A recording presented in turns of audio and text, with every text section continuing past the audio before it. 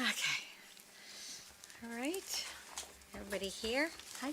This is papers. All right. We are calling the 6:15 public hearing to order. Application filed on behalf of CT-Corbin's Corner Shopping Center LLC, owner of 1459 New Britain Avenue, located within Special Development District SDD number 6, 1445 to 1459 New Britain Avenue. The application seeks approval for a renovation of the shopping center, including alterations to the existing building facades, construction of an approximately 2,550 square foot addition to the rear of Trader Joe's, and either the demolition and replacement of the now vacant Jared Jewelers building with a new 7,360 square foot restaurant building with an outdoor eating, or redesign of the existing building's exterior to accommodate a restaurant use and outdoor dining. In addition, associated improvements including the reconfiguration of the parking layout, installation of new landscaping, lighting, and pedestrian amenities, and changes to the sign criteria and STD conditions are proposed. Roll call, Ms. LeBreau. Ms. Blanks. Here. Ms. Cantor. Here. Mr. Davidoff. Here. Ms. Fay. Here. Mr. Gold. Here. Ms. Kerrigan. Mr. Sweeney's absent. Mr. Winograb's absent. Mr. Williams. Here. And we have alternate Mr. Matthews and alternate Mr. Stafford. Thank you, Ms. LeBreau, and thank you, Mr. Stafford and Mr. Woods, for being here, to both of you for being here. It's Mr. Matthews for being here tonight to fill in.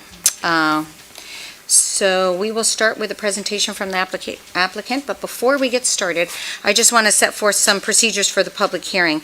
The applicant will make a presentation. Following the presentation, members of the public will have an opportunity to comment on the application. You will have the opportunity to sign up to speak. Comments from members of the public should be limited to 3 minutes each. A group of individuals who wish to comment on the application should be limited to 15 minutes. All persons who are interested in speaking on the application should enter his or her name on the sign-up sheet. The chair will call the speakers from the sign-up sheet. All persons recognized by the chair will approach the podium before commenting and will give his or her name and address. The chair will ensure that an orderly hearing, if necessary, I will take steps to make sure that everybody is respectful and keeps with decorum at all times. I guess we always reserve the right to continue the public hearing if the presentations, comments go on too long, just as a caveat. That is not the goal here. The goal would be to conclude the hearing. Okay, so with that, we'll start the presentation from the applicant.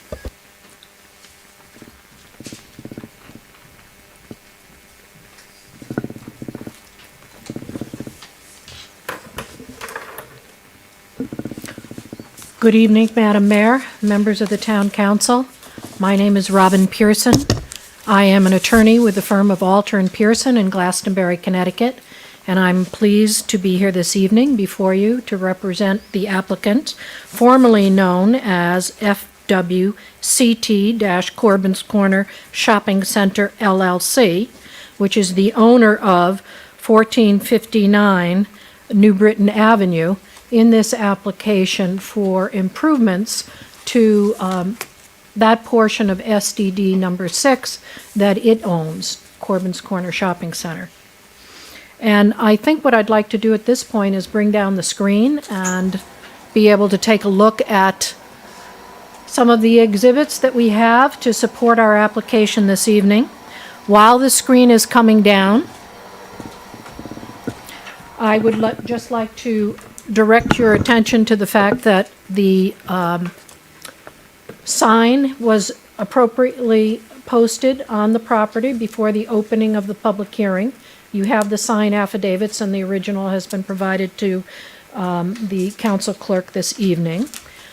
Also, I'd just like to mention that as we go through the application, I'm going to refer to the applicant as Regency. Regency is indeed the owner of the shopping center, or operator, if you will, of the shopping center, not the owner of the land per se. It owns the land under that LLC that I just mentioned, and technically that is the applicant this evening, the owner of the property itself. But we will refer to Regency. It is a Regency center, one of many that they own up and down the East Coast and otherwise. They, as noted in the application document submitted, like to locate their centers in places that are considered prosperous, high-end, attractive, vibrant communities. And that was one of the reasons that they originally came to West Hartford and acquired this particular site and this particular shopping center. With that, can we go to the aerial photograph?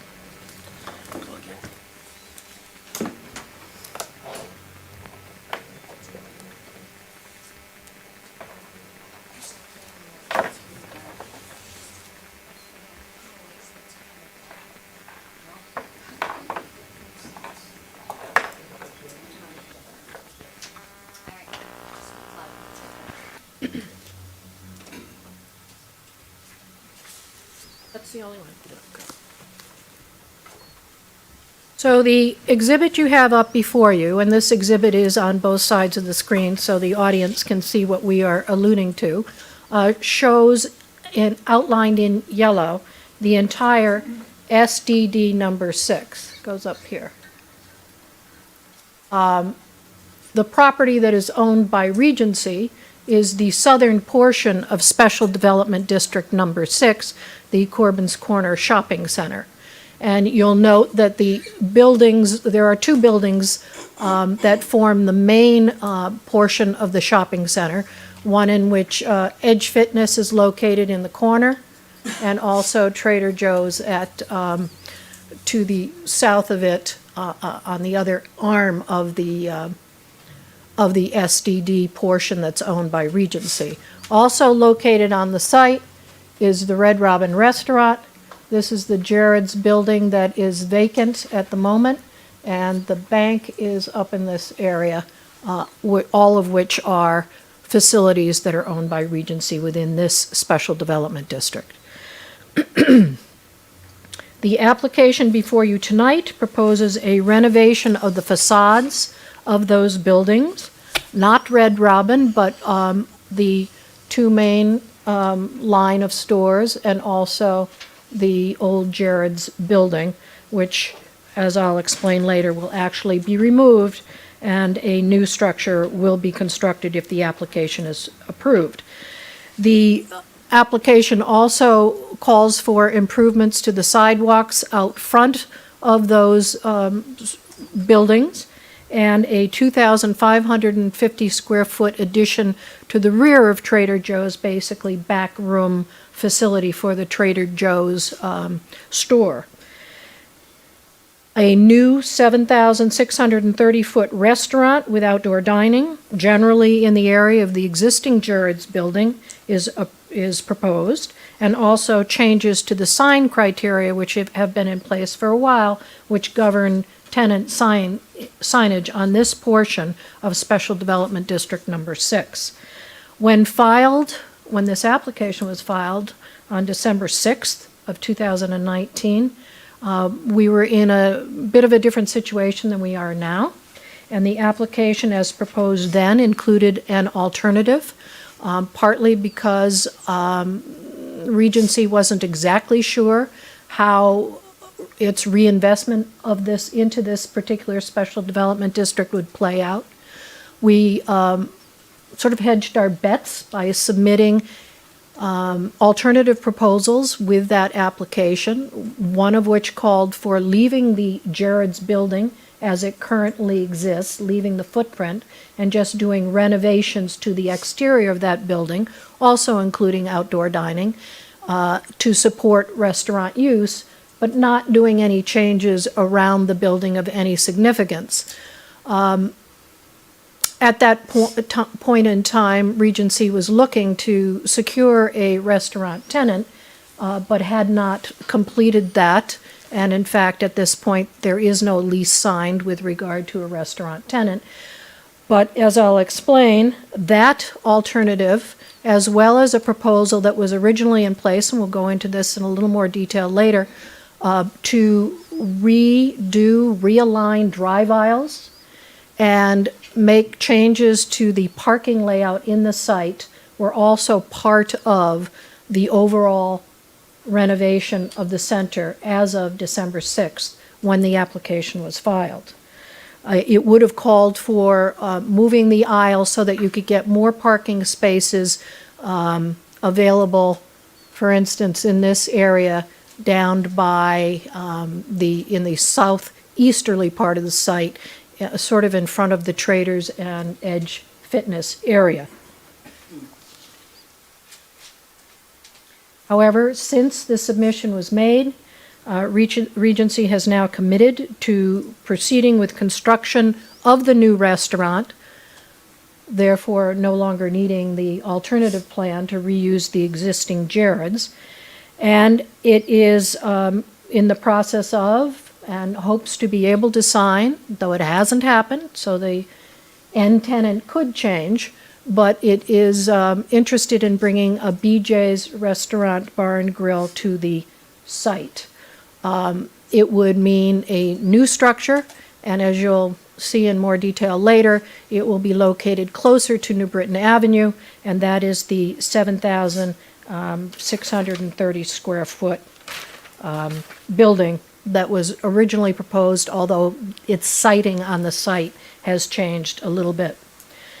Also, as you are aware, because of the submission today, from the firm of Stanger and Stanfield, on behalf of Edge Fitness and Red Robin Restaurant, two tenants are objecting to the restaurant that is proposed, and Edge Fitness has indicated also to Regency that they cannot support the proposed improvements with the driveway realignment and the additional parking down in that part of the parking field.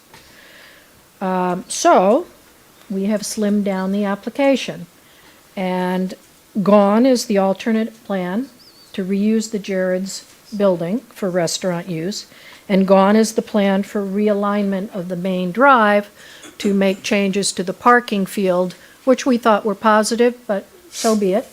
They're not on the table now.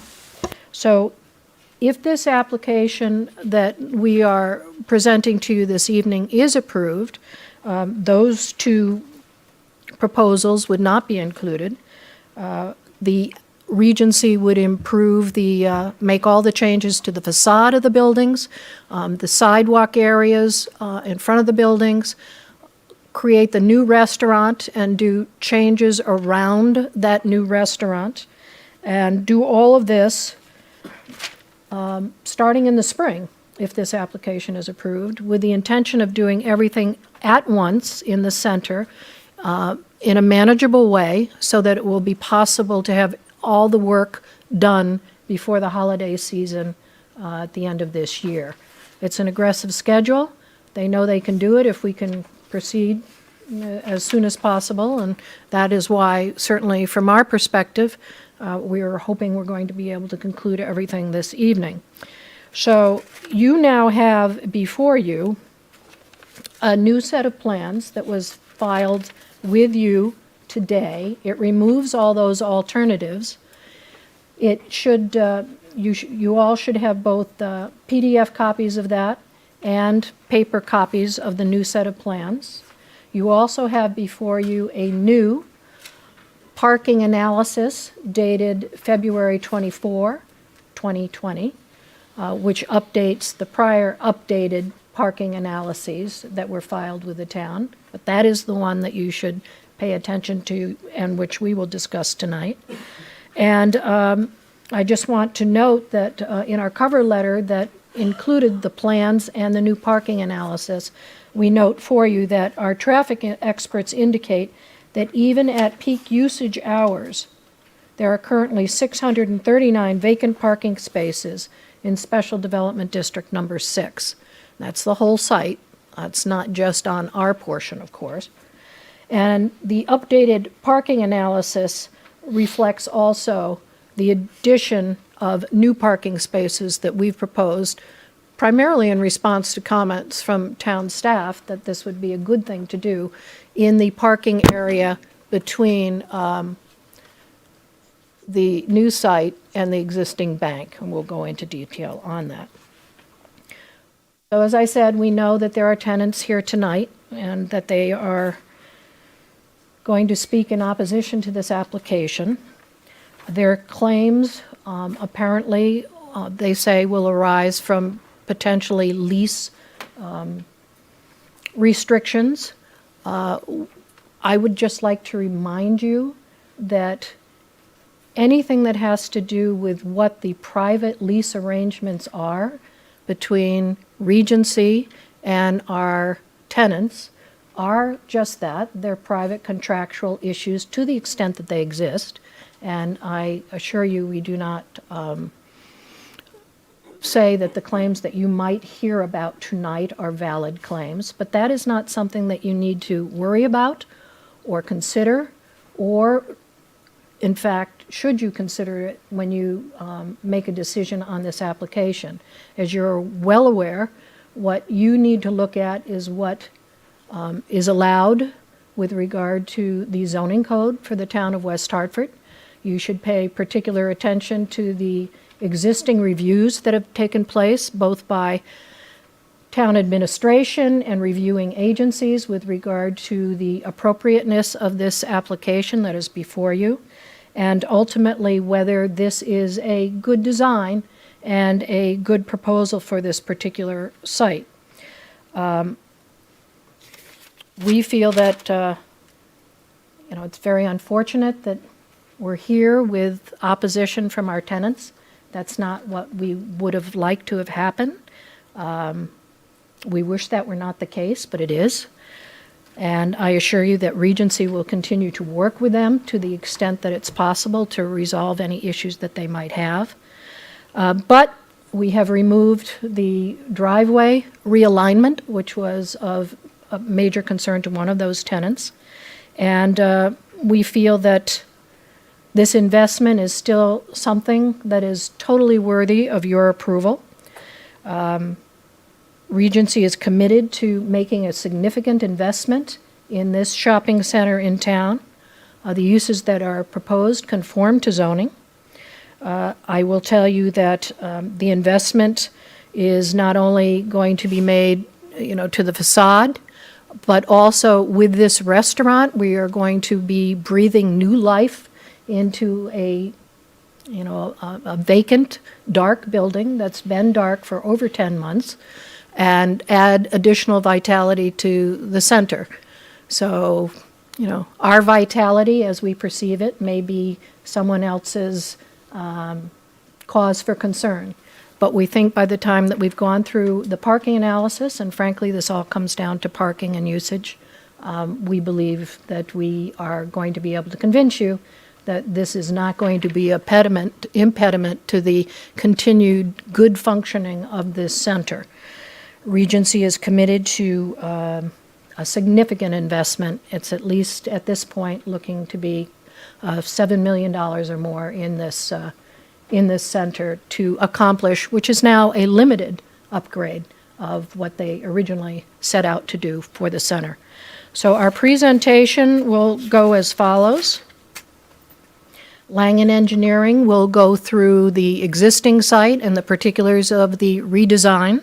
That'll be led by David Gagnon, who is our civil engineer. He'll go through the overall site characteristics and what we're proposing. He'll be followed by Lucas Mora, who is our traffic engineer, also with Langen Engineering. I have submitted to the council clerk their resumes, so they are on file as part of the record. And then following their presentation, Mark Mora, who is an architect with Amenta Emma, will talk about the inspiration for the design for the renovation of the facades and exactly how that will look and what we're trying to do with regard to this application. I'd like to mention to you also that Rebecca Wing is here on behalf of Regency. She is the Senior Manager of Investments, should you have any particular questions for Regency that I cannot answer, but she is present, so I just wanted to let you know that that was the case. Once they are finished with their presentation, I'll just quickly address the outreach effort and responses that we've received and go through the staff and administrative reviews. Obviously, it would probably be easier if we hold questions until we're finished with the presentation, and of course, we would like an opportunity to rebut any of the information that is brought forth in opposition to the application. So with that, I'd like to turn it over to Langen Engineering.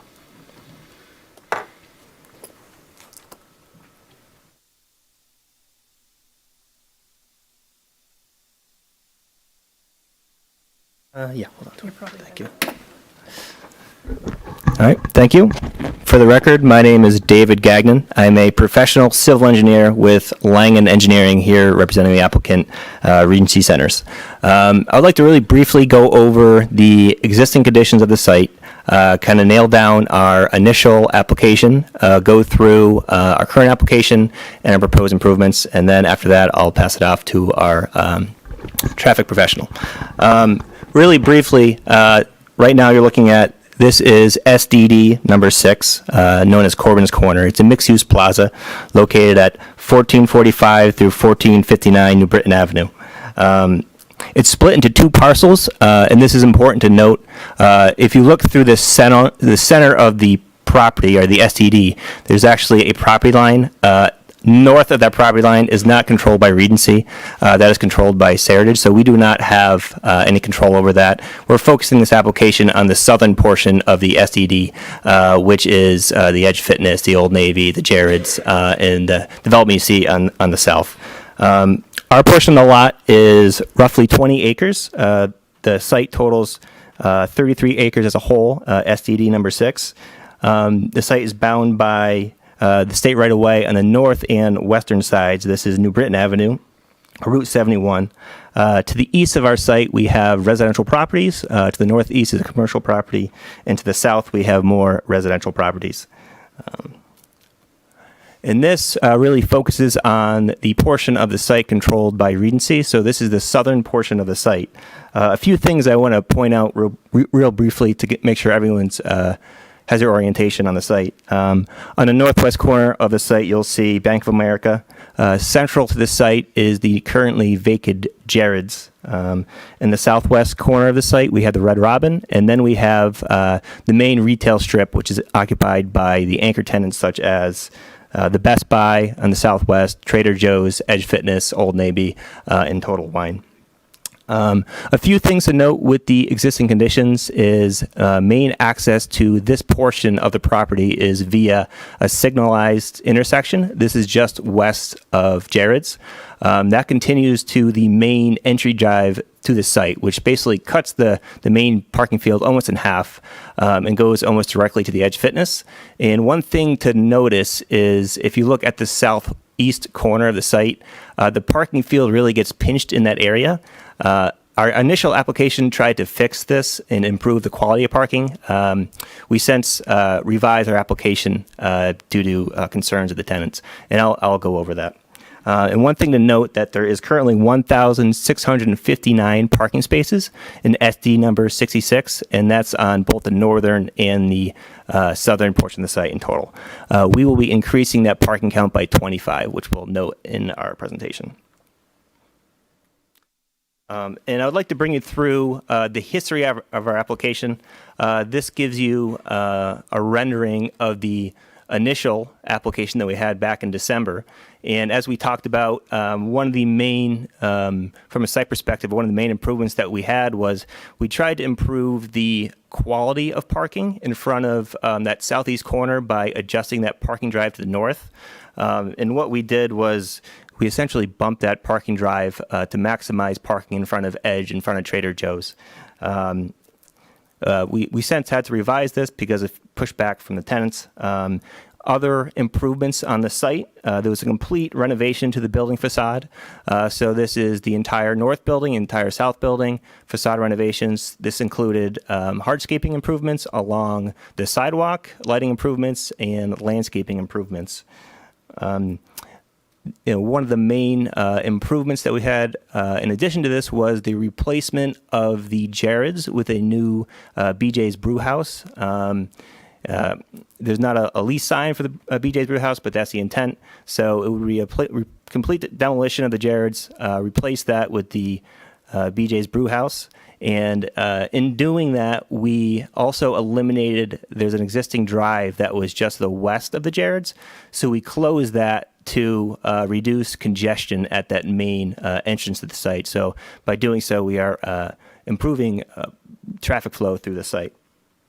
A few other improvements that we had was a small expansion on the back side of Trader Joe's, and that was really just kind of back of house storage, just more space for Trader Joe's operation.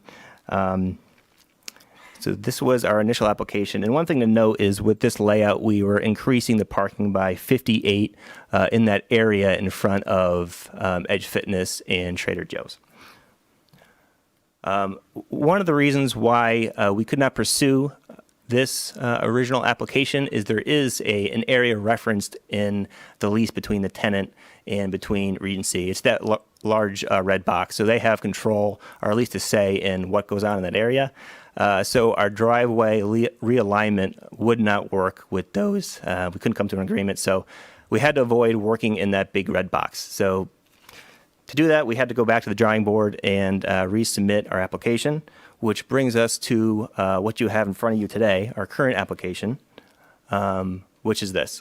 What you're seeing here is essentially knocking down the Jared's, replacing it with the BJ's Brewhouse, increasing the parking around the Jared's and around the BJ's Brewhouse. We have in total, we increased the parking count versus the existing condition by 25. We weren't able to realign that drive as we intended, so our current application does not touch that parking field at all in front of the Edge Fitness Trader Joe's. It really focuses on just around that Jared's, increasing parking, increasing landscaping. The rest of our application has not changed as far as the building facade renovations, the hardscaping, improvements in front of the facade, lighting, landscaping, and the expansion of the Trader Joe's. So with that, we also did to confirm that the parking capacity was on site. We performed a number of parking studies, and to go over the existing parking counts, our proposed parking counts, and the conclusion of our analysis, I have our traffic engineer, Luke Morrow from Langen.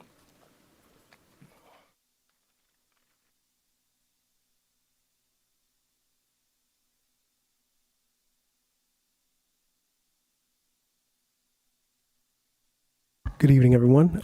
For the record, my name is Luke Morrow, traffic engineer with Langen Engineering. I'm a professional engineer in the state of Connecticut and also a professional traffic operations engineer.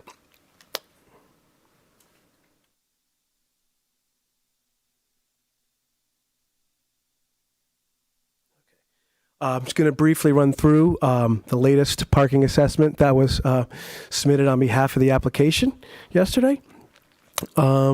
As David mentioned, we prepared a parking assessment to verify the adequacy of both the existing and proposed on-site parking programs. General summary of the existing conditions based on our parking counts. Let me start off by stating we had completed parking counts on Friday, December 6th, 2019, from 3 to 7 p.m. We also completed parking counts on Saturday, December 7th, 2019, from 11 to 7 p.m., which generally capture the peak hours of operation and of parking demand for a retail mixed-use center such as this. And we completed the counts in December in order to capture peak season operations of a typical retail facility such as this.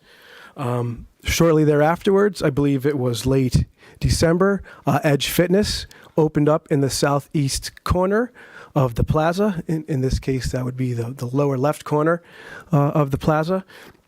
So we conducted a second round of parking counts in January to account for the recent opening of the Edge Fitness. Those parking counts were conducted Saturday, January 25th, 2020. Those are from 11 to 7 p.m. And again on Tuesday, January 28th, 2020, from 4 to 8 p.m.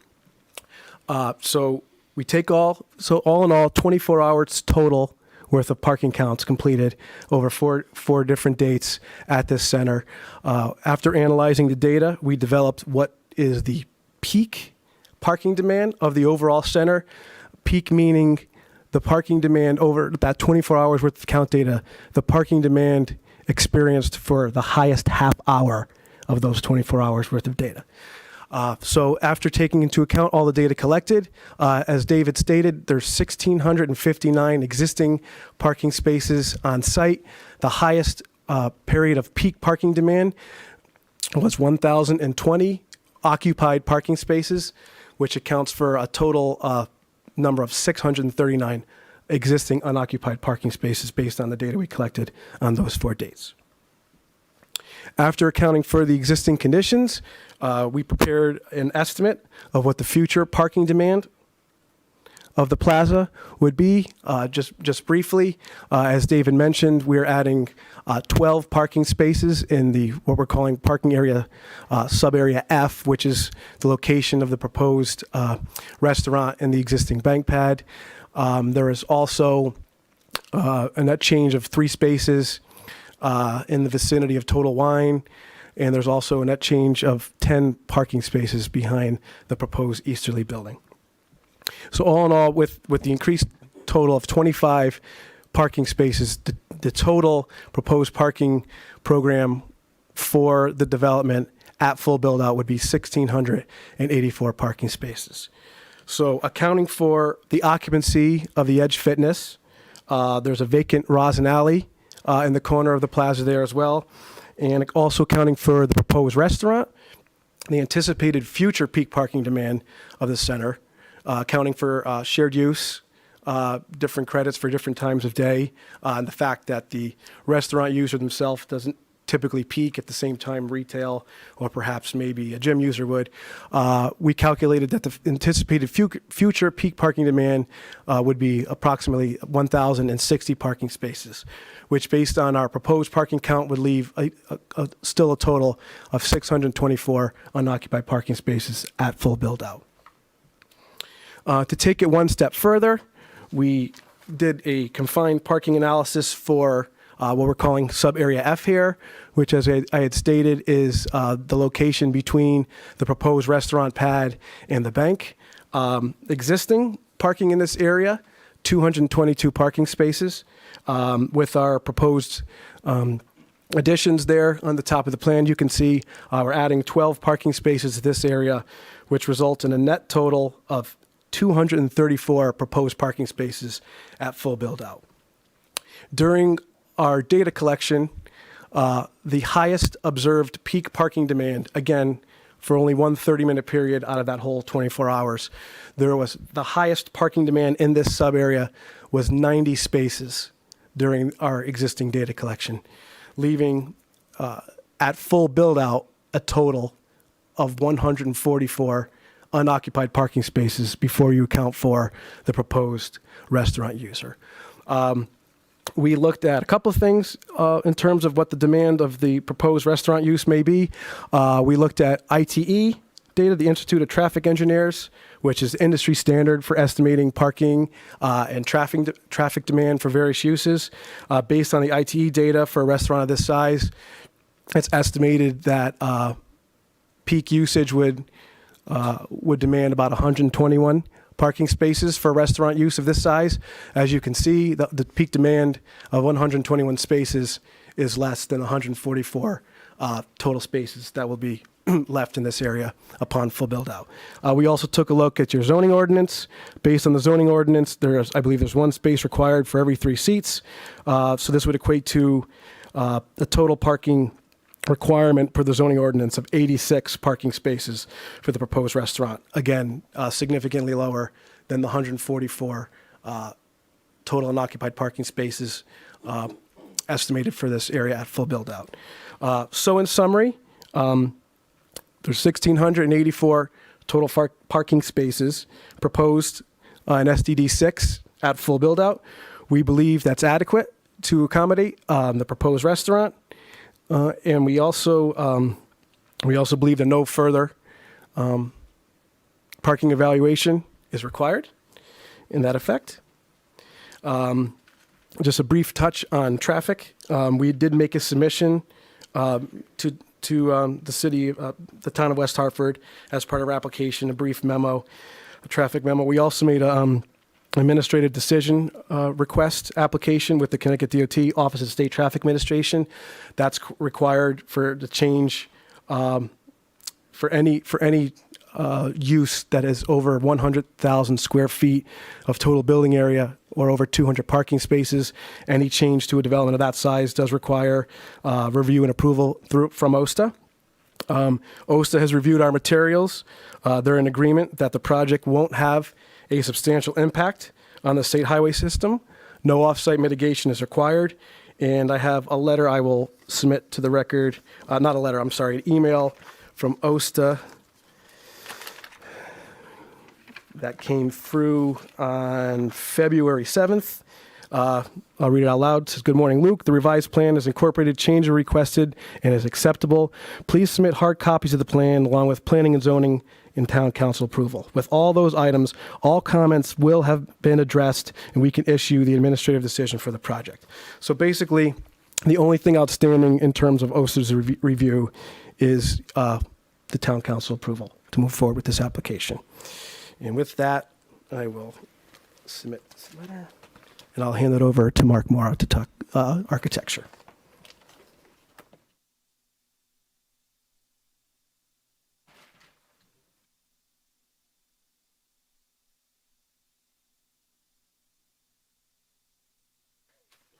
That happened, right? I'm good.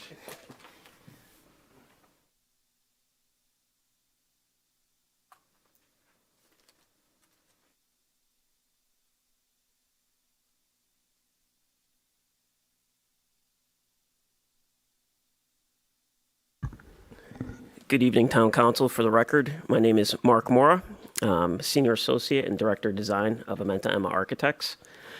Just kind of want to, I always enjoy the process of educating you guys a little bit on how our office works and how we get to our design decisions.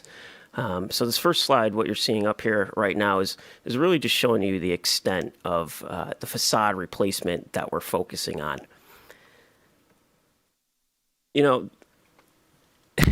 This center has been layered upon, and scabbed on for many years now. It's dated.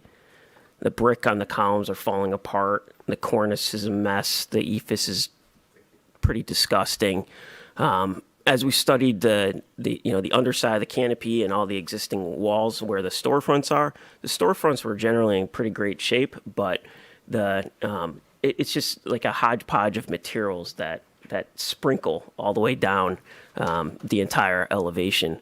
So something with Amenta Emma and what we like to think, looking at this slide, is when you almost have to start from the beginning and think about, all right, what is a good base to start with? And we don't really like what you're seeing on the left there, which is primarily a lot of the retail that's happening today. It's just this excessive variety.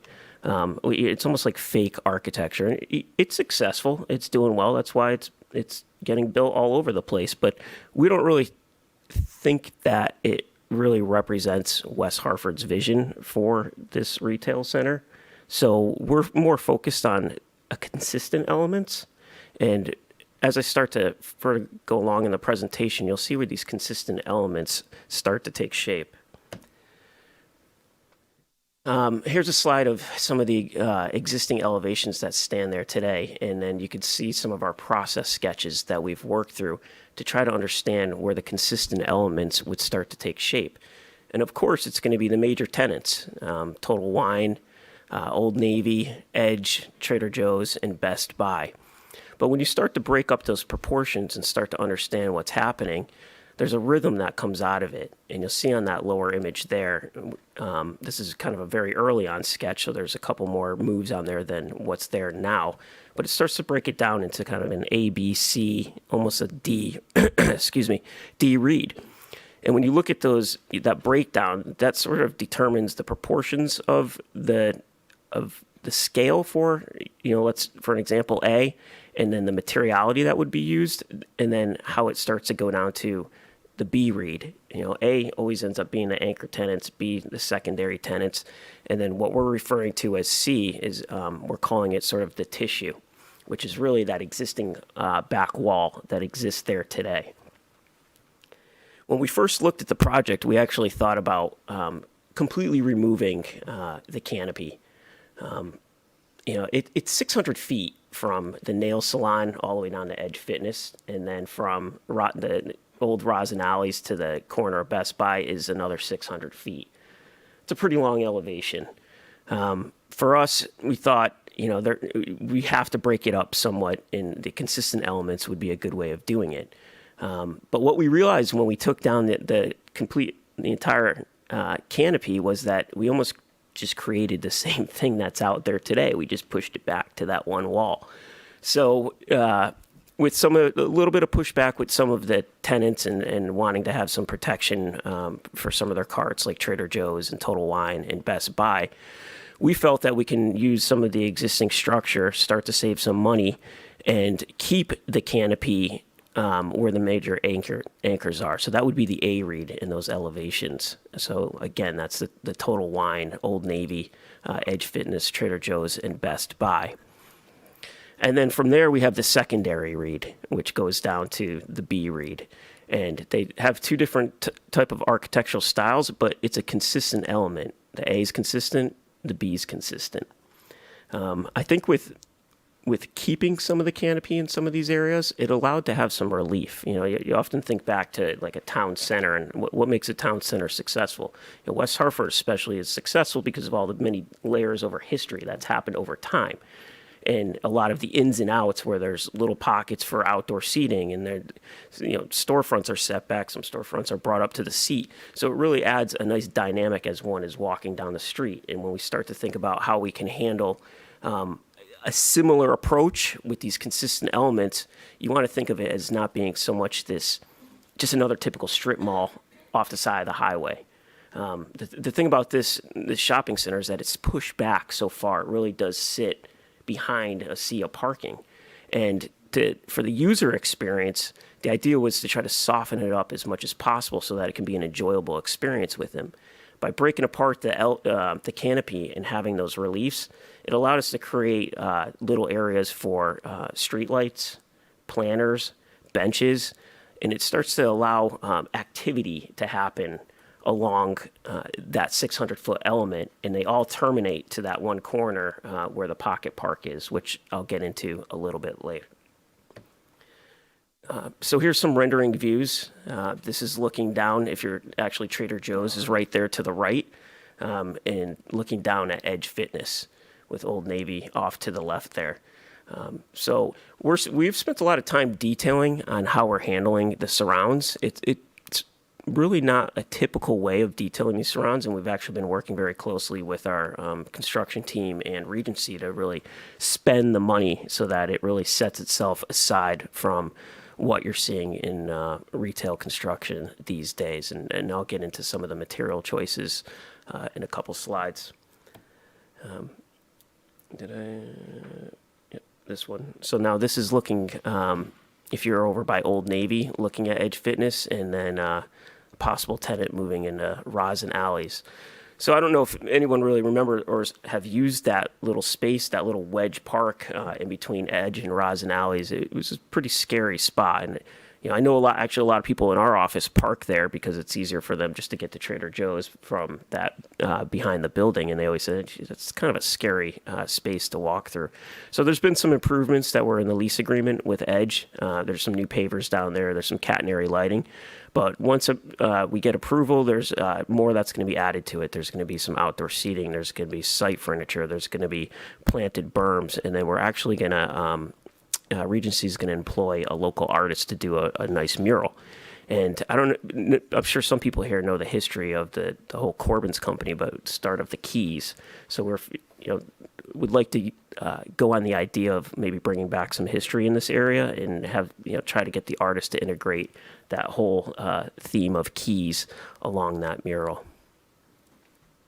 This next image gives it a little bit of appearance at night. So you can see the activity of people really kind of going in and out those canopies, the street lights, some of the benches, the planters.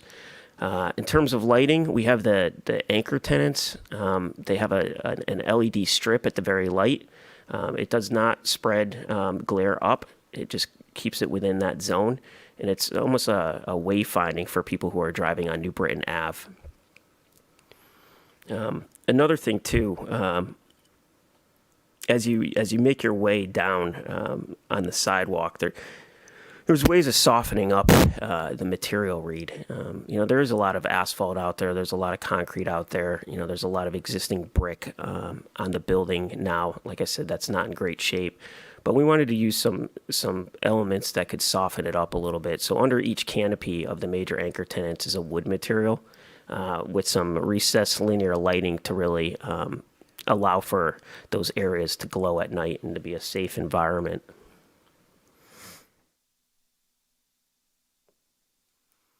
These are some of our construction drawings, and I have some materials laid out over here. I'll probably be off mic if I go to explain them. I'll try to talk loud enough. I think you're going to have to be on the mic, so, yeah, I do. Sorry. No. All right, I'll try to, I'll use the laser pointer to point to them and see if that works. So I guess what I'll start off with is it's the major anchor tenants right here. So we're using a fiber cement product. It's not your typical fiber cement product that you would see put on a residential house. It's a 9-inch reveal shiplap. So instead of sprinkling metal panel all over this thing, we decided to have that horizontal line read with the shiplap material. It's a very fine joint, and all you'll see is the lines. And then with the columns, we have the columns that come up, and that same proportion kind of comes up, comes across the band and down. And again, that's the same material, just different color. So we have a light gray that comes up, around, and down. And then the major sign band, what you see here, is all in white. And then you can see those brown wood canopies that are underneath. Now, all the existing signage that's out there today, we're reusing. So there's no change in dimensions of this sign. It's all going to be torn down, or not torn down, it's going to be taken down carefully and reused. And then what makes this a finer detail is that there's a slight edge that comes up vertically and comes across, and it sort of bookends that larger, consistent read. It's like it's a nice fine detail to thin up the columns, versus just mitering a corner or wrapping the same material around. It gives it a really kind of nice fine detail to it. All the bases have granite so that if carts run into it, it's not going to fall apart. Fiber cement is actually a pretty durable material. You can hit it with a hammer and it takes a hit pretty good. So any carts that go out of control, it should be able to handle it fine. And again, that granite base is set up a little bit so that will at least stop the major impact that would hit the columns.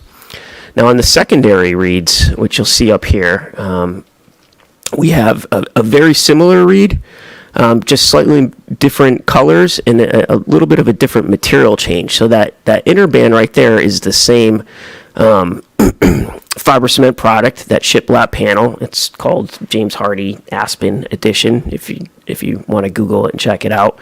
But instead of doing that same reed that we had up here, we went to a Hardy reveal panel. So it's a fiber cement panel with a reveal joint, so that it starts to give its own identity for that B reed.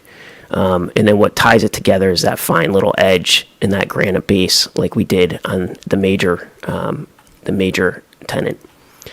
Now the tissue of the project has been kind of this ongoing conversation on how we handle it. When we first presented the job, we thought, well, we'll just rip it all down. We'll do brick. We'll do thin brick. Because this place has gone through so many different renovations, we don't know what we're going to open up in those walls, and we just don't want the cost to also skyrocket because we're taking out brick to put up thin brick. Okay, so was that successful? No, it's not. So we strategically took the time to find out where we could use brick appropriately so that the brick wasn't gone. So there's a nice tissue of in and out reeds that happen between the brick and the ephes. And then the brick we chose is a white brick. One is a smooth finish and the other is a wire cut.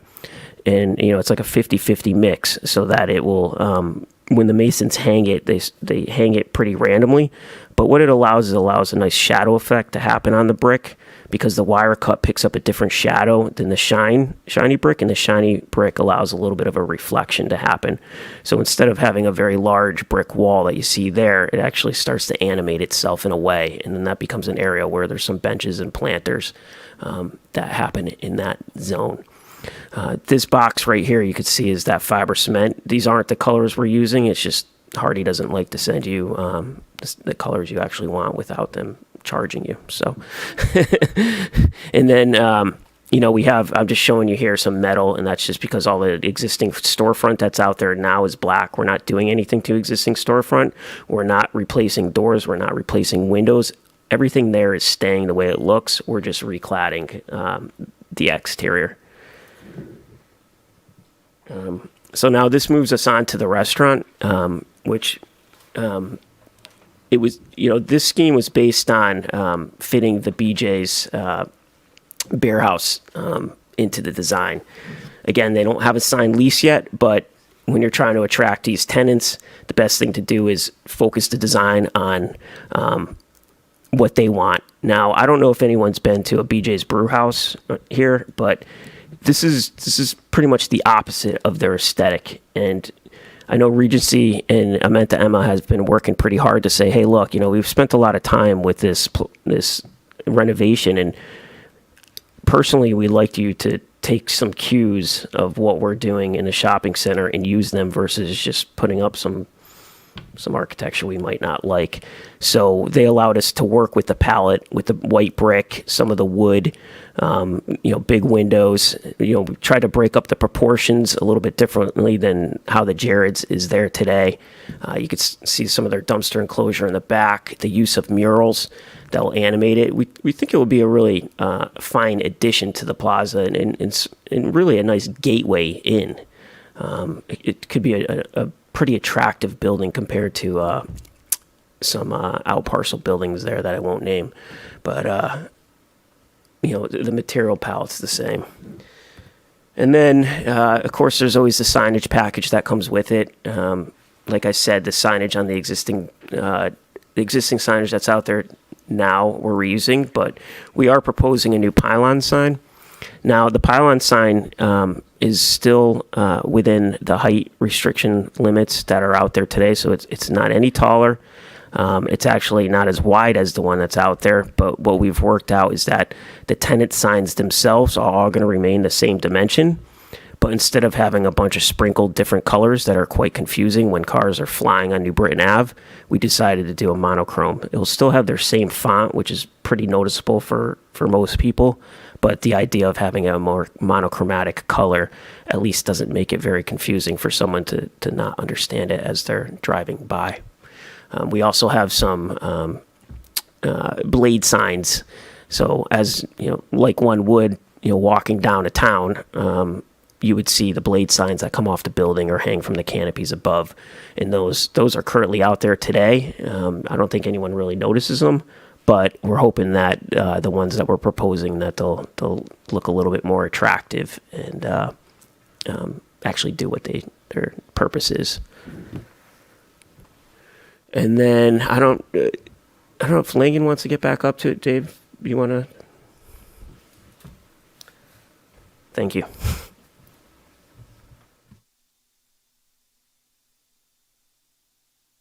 For the record, Dave Gagnon with Langan Engineering.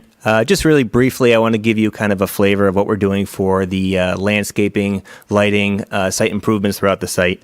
This is just a basic plant image board of what you'll see on the site. The shade trees, those will be within the parking field. Any parking spots we're touching, we're going to have one of these shade trees in compliance with local regulations. So you're going to see ginkgos, you're going to see red maples. Ornamental trees, these are going to be in that pocket park, which we talked about. They're going to be around the BJ's. And also where there is a little grove in front of the existing Jared's. Of some of these river birches, we're going to be relocating those river birches to kind of the same general area, but not removing any of them. And then throughout the site, especially around the BJ's and in the pocket park, you're going to see shrubs, ornamental grasses, and ground cover. just gives you kind of an idea of what that would look like. And then site furnishings. These site furnishings will be along the facade and, of course, in front of the BJ's. We're going to have pedestrian scale lighting. This lighting is going to be, as Mark spoke to, along the facade. It's really just kind of to highlight what path they're supposed to be taking. 12 feet high, pedestrian scale, not very bright. And then we have additional bike racks throughout the site. There's going to be one in the corner by that pocket park. There's going to be one by the Best Buy, and then another station of bike racks by the proposed restaurant. You're also going to see new benches throughout the facade. And then we're going to have planter beds planted with seasonal plantings throughout the year. So this will give you a flavor of what the site furnishings will look like. And with that, I'll hand it back over to our attorney.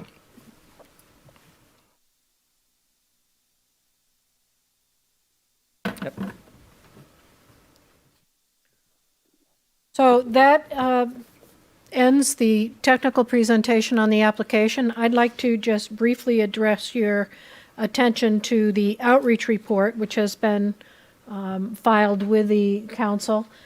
There are extra copies should you wish paper copies, but the report went in, I think it was almost a month ago. The report indicates that the applicant sent a mailing out to the neighborhood surrounding SDD number 6.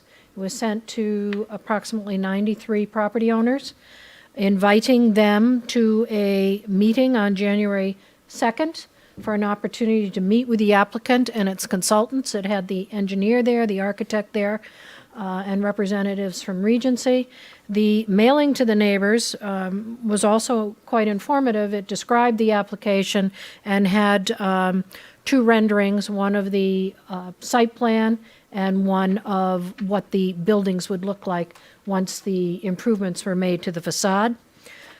It also invited them to contact Regency if they had any reason that they would like to have a one-on-one personal meeting or had any comments they would like to convey to the applicant. The meeting took place on January 2nd. One neighbor did attend. That is noted in the materials you received.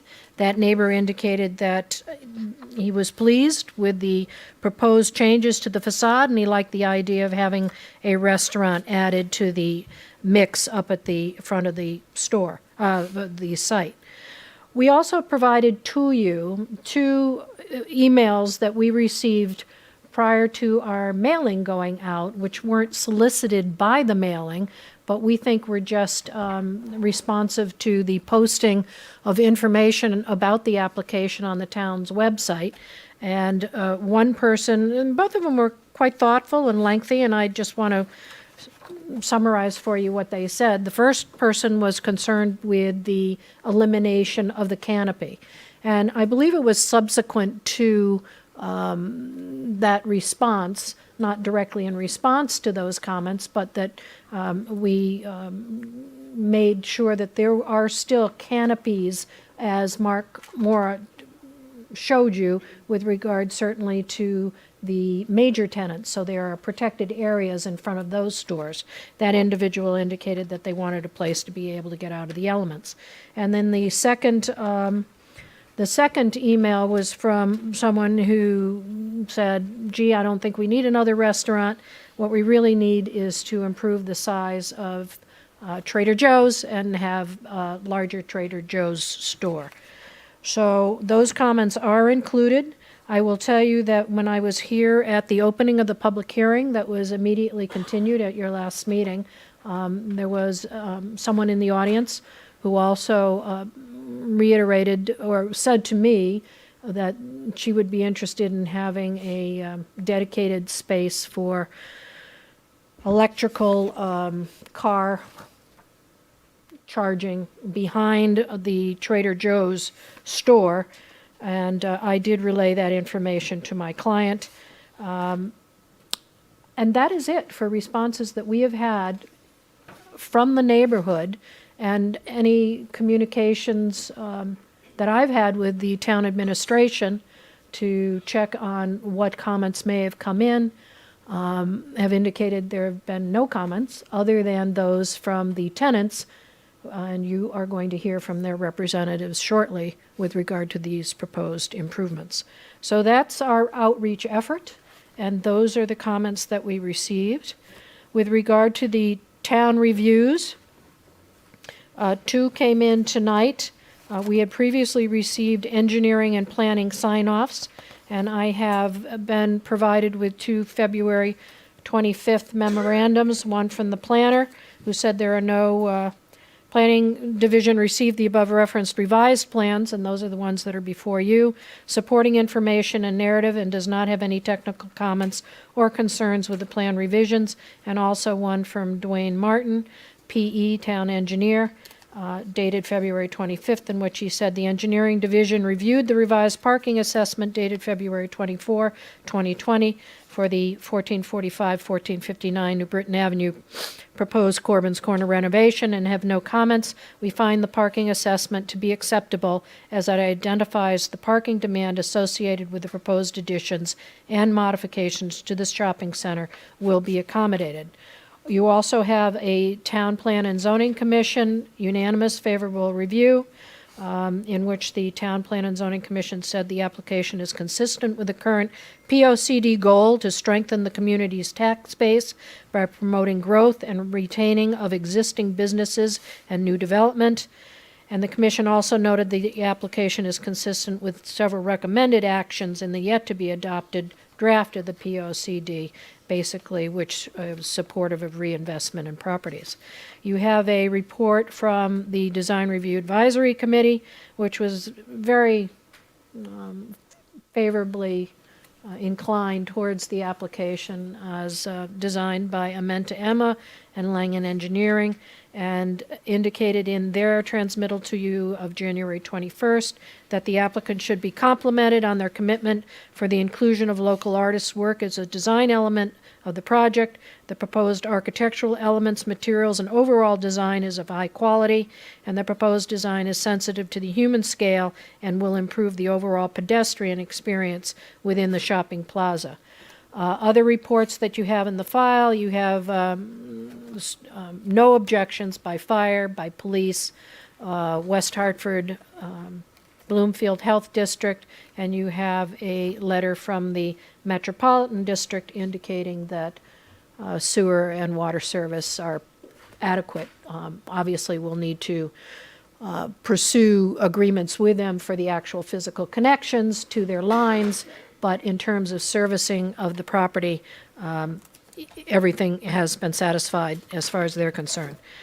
So with regard to the application, sets out the reasons as to why we also believe this application is consistent with the requirements for approval pursuant to Section 177-44 of your regulations. I think it's fair to say that the application is in harmony with the overall objectives of the comprehensive plan, which is your zoning scheme. It supports additional retail enhancements. It supports restaurant use, which is a use that's allowed in the underlying zone and is also present in the shopping center already and in SDD number 6. It's complementary to other developments in the area. I think it's fair to say that the amount of design scrutiny this application has received is significant, and you can rely on your own Design Review Advisory Committee in terms of feeling comfortable that the design elements are of the highest quality, which is certainly a criteria that you must think about in deciding a special development district application. And we believe the proposed improvements will be in harmony with the existing development within Special Development District number 6, because the only issue that really has come to the fore has to do with parking. And at the end of the day, there are still many spaces, even during peak time, that will remain vacant as far as our professional engineers have ascertained with regard to the use of this site with the new restaurant. And I believe it's fair to say that your town engineering staff agree with our experts' assessment. So with that, we would like to reserve an opportunity for rebuttal. I do have a question. On your cover sheet, you had said the applicant requests a waiver of the section 17744C 1A requirement that all owners of the fee of land to land and buildings within a special development district sign any application to amend an SDD, and you had said that you would send something. Could you, you had explained that a little bit, and if you've heard anything back, and You're asking for the waivers? Oh, they're not Yes. waivers, but it just go through exactly what it is that doesn't comply at the well, moment? just, right, what you did and. David? Ultimately. On the Special Development District zoning chart, what, if any, waivers are requested? And I think they would deal with the proximity of the setback along New Britain Avenue. I know that was one thing we were No, originally looking for. I'm specifically referring to, I think you need to go over that, but I'm referring to I think the letter mailed that all the fee to land and building owners sign, Oh, the- the original. right. Oh, the I'm sorry. original. I Going apologize. way back to January, whatever. Yes, we did, Oh, December, sorry. December, that's why. We did send the materials to Seritage under the name of the entity that actually owns the northern part of Special Development District Number 6. We also followed up with email transmittal.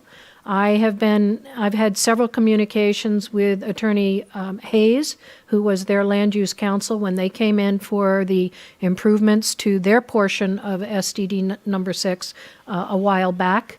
And she also communicated with Seritage folks and authorized me to say that Seritage did not indicate to her that they had any objections and that I could so represent that to you. You'll note in the application that we are proposing to add 3 parking spaces on a portion of the property that is owned by Seritage. That would refine the driveway in that particular area and add some additional parking. We've had informal discussions with them, representatives of Seritage, through Rebecca Wing, who has met with them informally, it's fair to say, at the ICSC conference out in Las Vegas earlier this year, and they indicated they would have no objection. We do not have a formal sign-off from them that we can add those 3 changes, but as is noted on the plans, we will not be able to do so unless they say we can do it, but we have no reason to believe that that will not come to pass. So that is the extent of our communications with Seritage, and I apologize for being confused.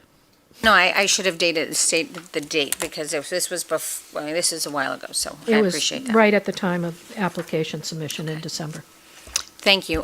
We will go to the sign-up sheet and the presentation of, I think there was there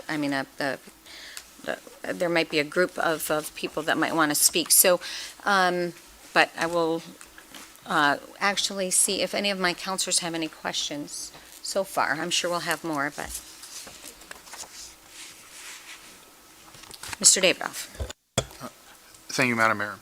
Attorney Pearson, you were going to allude to other waivers with respect to this particular application. Okay. I didn't see any in your materials, so I didn't. My engineer is indicating to me there are none, so we're all set. I just want to make sure Thank that's you. on the record that there's nothing else being sought. Thank you.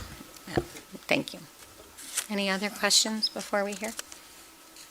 Okay, so I don't know if, I had heard that a few people wanted to come up together. So I have Melissa Harris, I'll say the first 3, David Sullivan, Vincent Sansone, so we have Stinger Stanfield, Malona McBroom, and Edge Fitness, and then Richard Sheldon from RR Realty. And then there's Christopher Baso from Edge Fitness. And then there's a couple other people. So I don't know if a few of you are coming up together, or... And I'm going to ask them whether, I assume you'd like our screen up? Yes, the answer is, can we? Oh, you want it down? Okay, all right. And did you want it on a particular plan, or do you have something to add? You have your own? Okay. So, Mark, I don't know if there's anything I should do with this computer that's sitting on the desk. Yes. With all your paper files.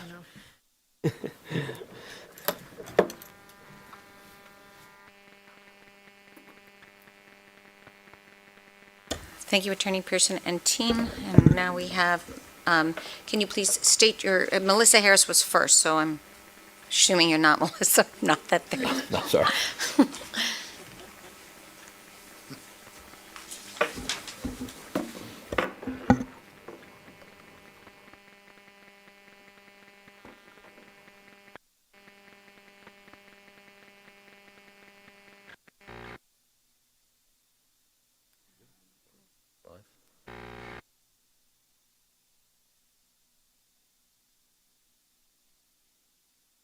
Click enter when it changes. Oh, up and down. Okay. Cool. Yes.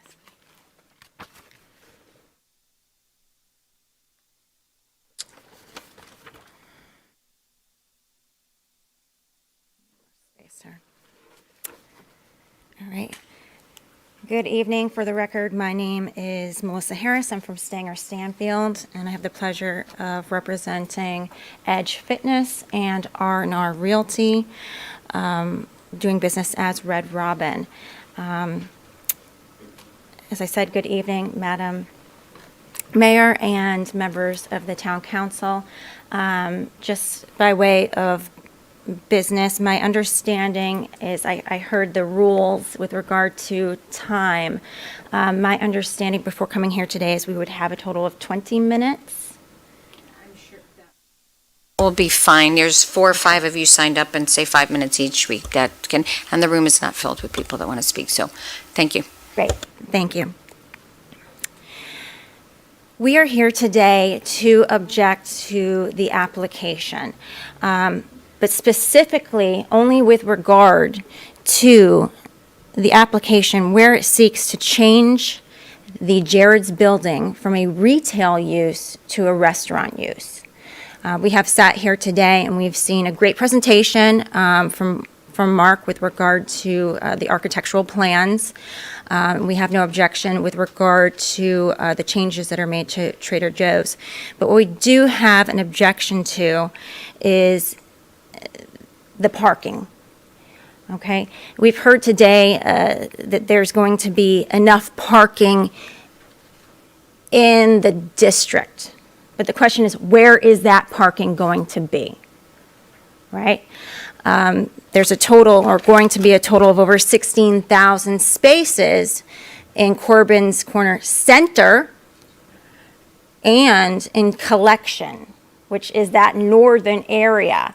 So while we say we're not going to consider that northern area, that parking space is included in the analysis. I don't know about you, but I'm not going to park at Saks Fifth Avenue to go to Trader Joe's. It just doesn't make sense. It's parking, it's traffic, and correlated with that is safety issues.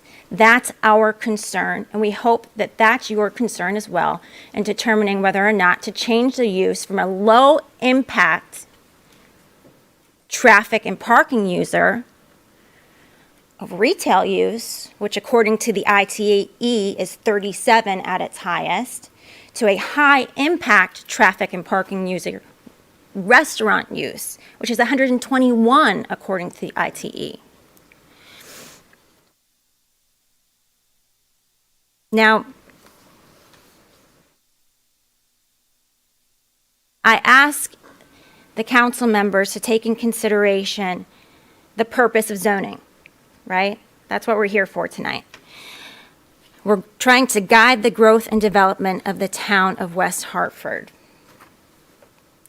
But part of that is a consideration of the stability of each area for such use as indicated by existing conditions. These are your existing conditions. And for the record, I'm pointing to the slide here we have of the parking at Corbin's Corner. And what this is showing is peak hours. Peak hours for the restaurant are going to be the same peak hours for Edge, right? You're going after work, 5 o'clock to 7 o'clock. As you can see, The parking is already spilling into the Jared's lot.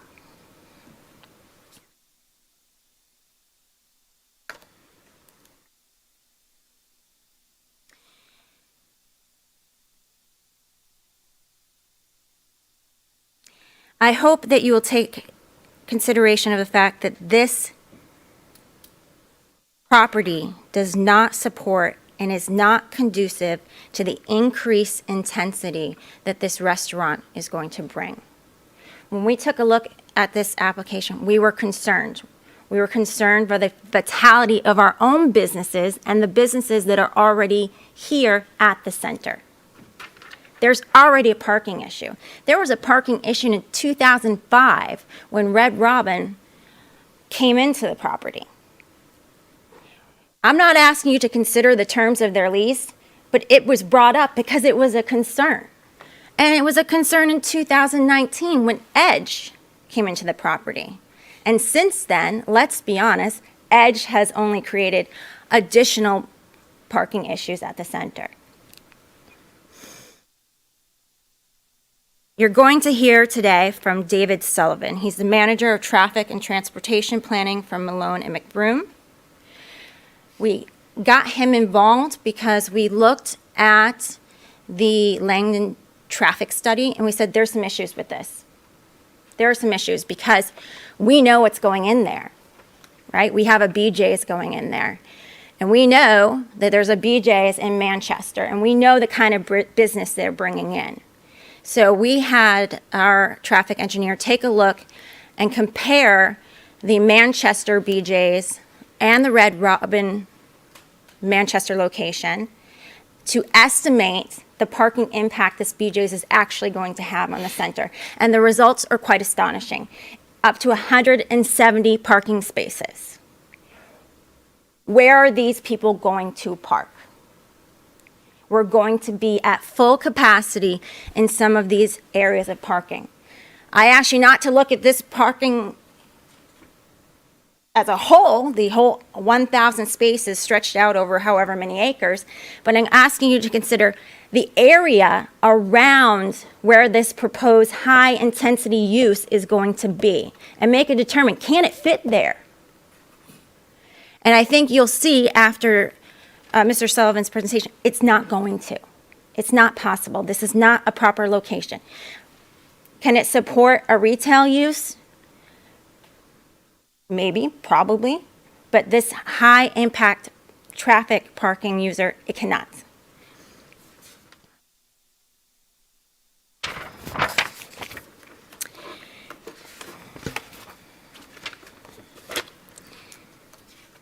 You did get a copy of my letter, and I apologize that it only came to you this morning, just as a way of a bit of a summary. Edge Fitness intends to increase its membership. So the parking as it is today is only going to increase. Langen had indicated the results of the parking for Edge were skewed because it was January. Well, they had just opened. Their membership has increased, and it's only intending to increase over time. It's intending to double between now and the next year or two. The hard facts are that Edge has, during its peak current hours of operation in any 1 hour time frame between, let me see my numbers here. There's up to about 201 check-ins. So you have a lot of people coming in and out of Edge, and that's just going to increase.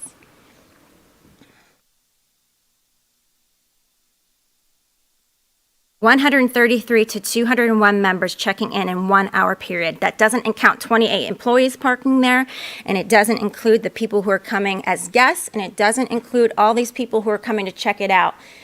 So there are a lot of cars that Edge is bringing in, and it's just going to get more and more. But the problem is, how are they going to expand if there's no room for people to park, right? That's a concern. The other concern is you have no room to park. Maybe that won't affect your high-end anchor tenants, but what about all the little guys? If you can't find parking, why are you going to frequent the center, right? So we brought up the economics of it. All right, so we'll put in a restaurant. Listen, we don't mind seeing the building not vacant, but the restaurant's going to impact everybody else. You, as council members, have the ability to use your own insight, your own knowledge of this area in making this decision. If you've been there, you know how congested it is.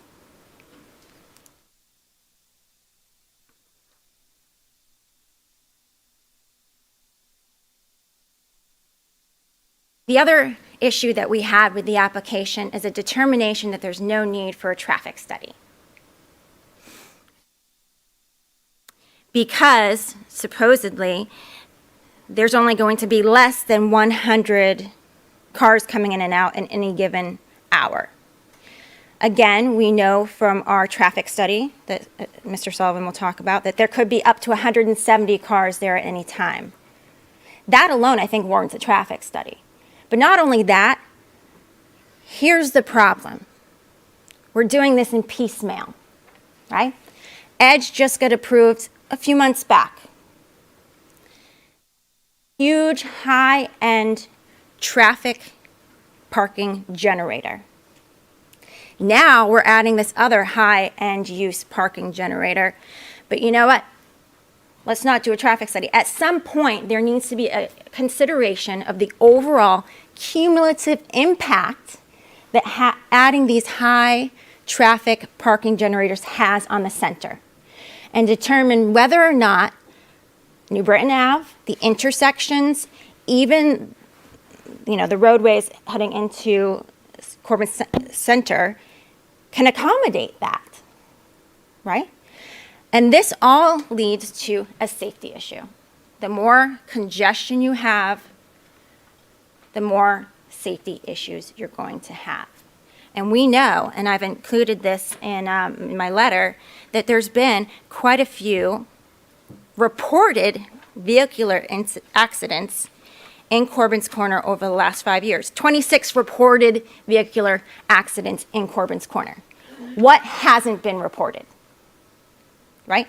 So now you have 100% occupancy in some areas of Corbin's Corner. That's just going to compound the issues.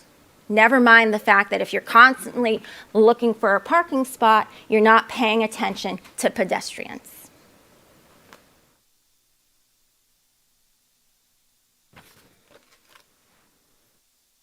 You'll hear from the representative here from Red Robin and the representative from Edge, and you'll hear how they're already impacted from the parking situation at Corbin's Corner, and how they fear it's going to affect them by allowing this change in use.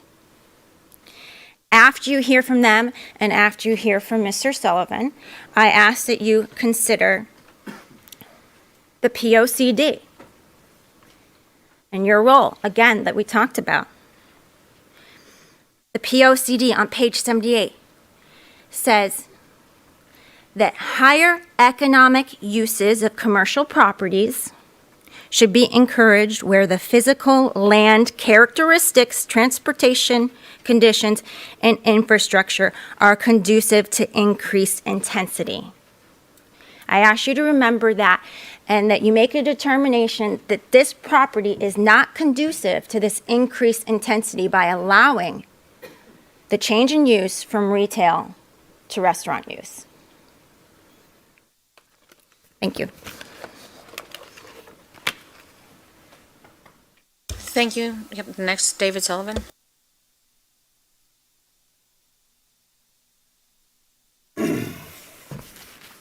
Good evening. Again, my name is David Sullivan. I'm with Mylona McBroom, professional engineer, and I manage our traffic and transportation planning. We were contacted a couple of weeks ago and asked to look at this situation, and we did just that.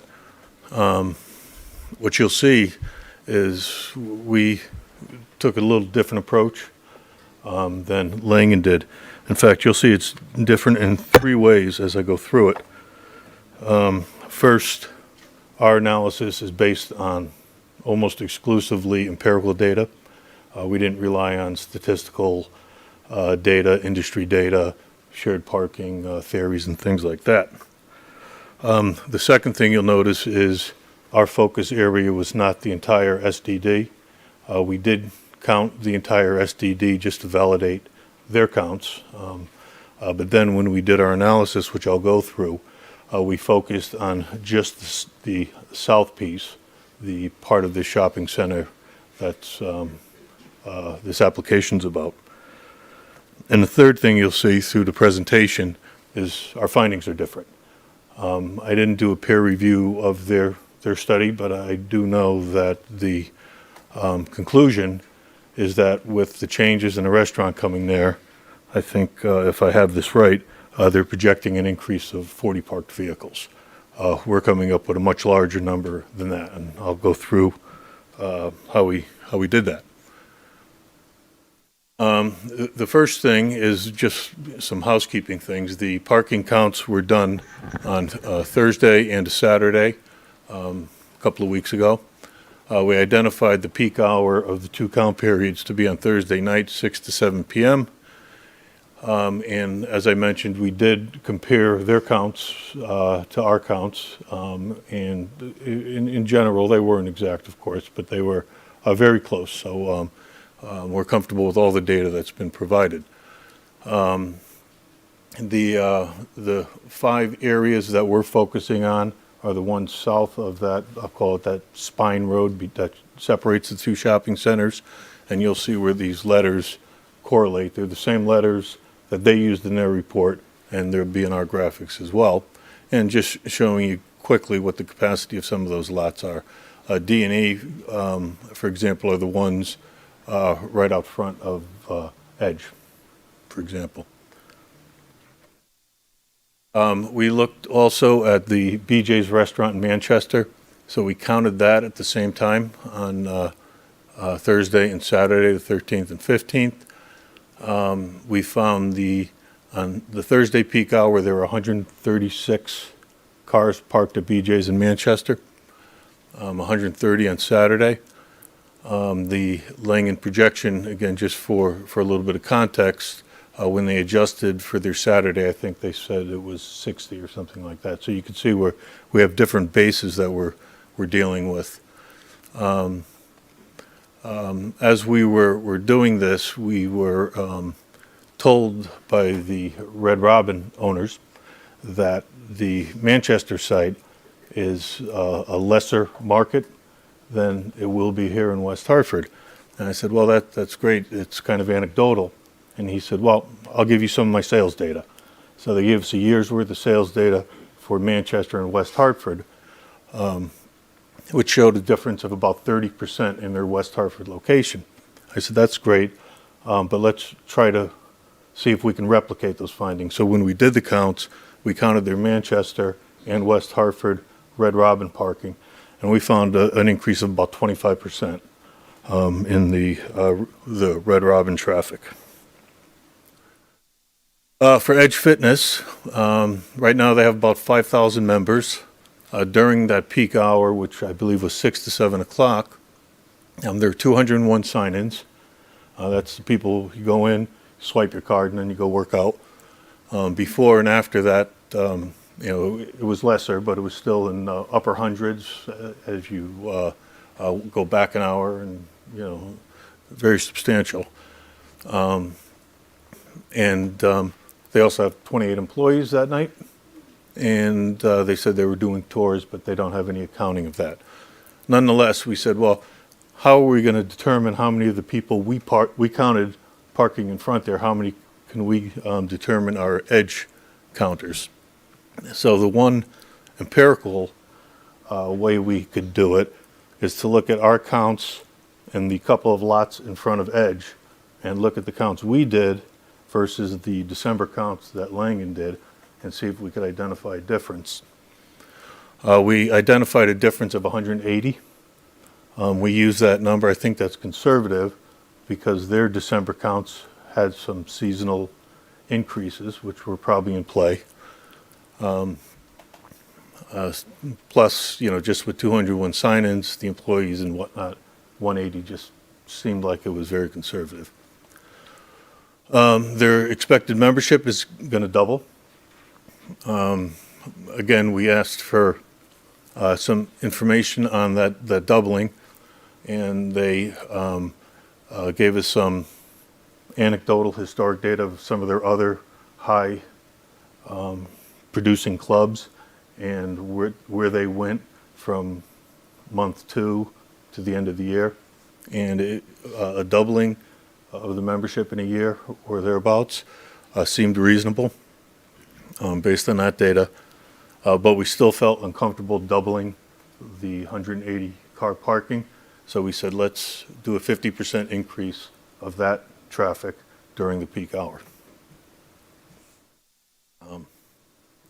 By the way, one other thing here is the Langen January counts.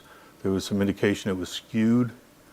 Our counts and Langen's January counts were nearly identical for those two periods. So if there was a skew because of the grand opening, the membership growth has caught up to that already.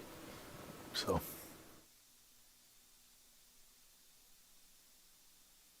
Okay, so this is where we get into trying to visualize what's happening here. And you can see D is right in front. The only difference between the Langen report, we broke D into D1, D2, and F into 2, and E into 2. And you can see this isn't exactly where they were parking. This is, the blue indicates the percentage of the lot that was full.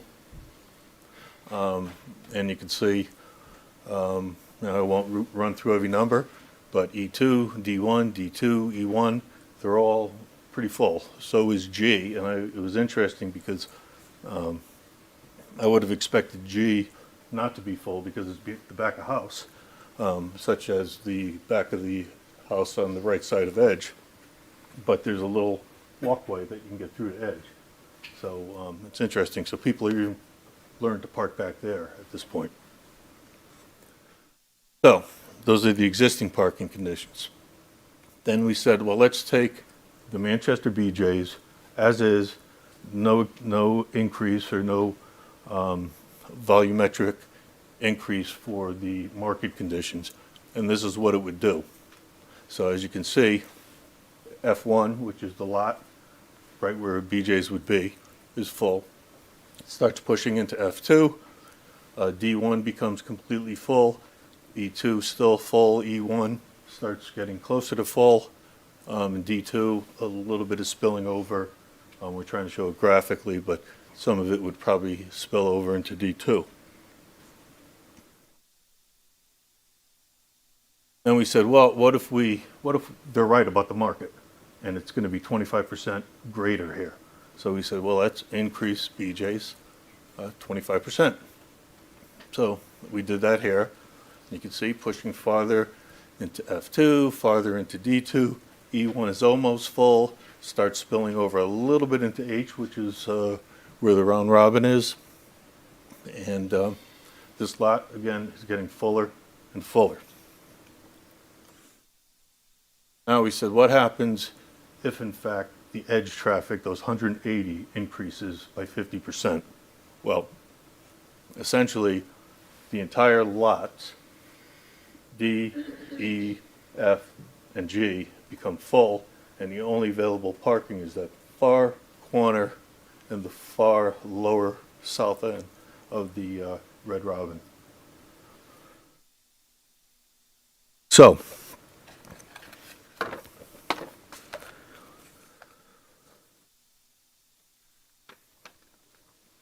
couple things.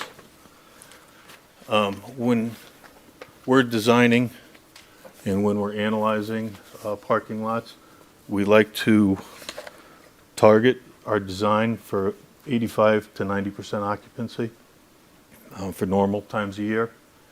This is about as normal time of year as you can get. The end of February, weather was copacetic, nothing extreme in either case. It's not a holiday season. It's not the peak gym season. All of those New Year's Eve resolutions are already faded out. So this is really as normal and typical as we can get a snapshot of. So, if in fact the counts we did in Manchester are in fact on the low side, and if in fact the conservative estimates of edge growth comes to fruition, this lot really has very little capacity. Obviously, there's not the 90%, so you're going to have additional cars circulating, looking for parking spaces. That's one of the reasons we like to have 10% vacancy minimum.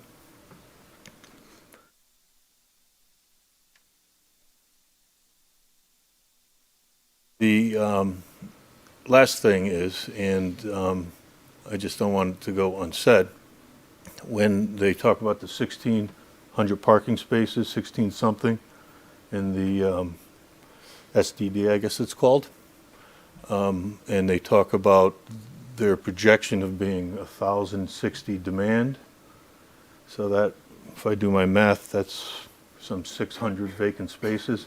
When we did our counts, there was between 400 and 500 vacant spaces north of this graphic.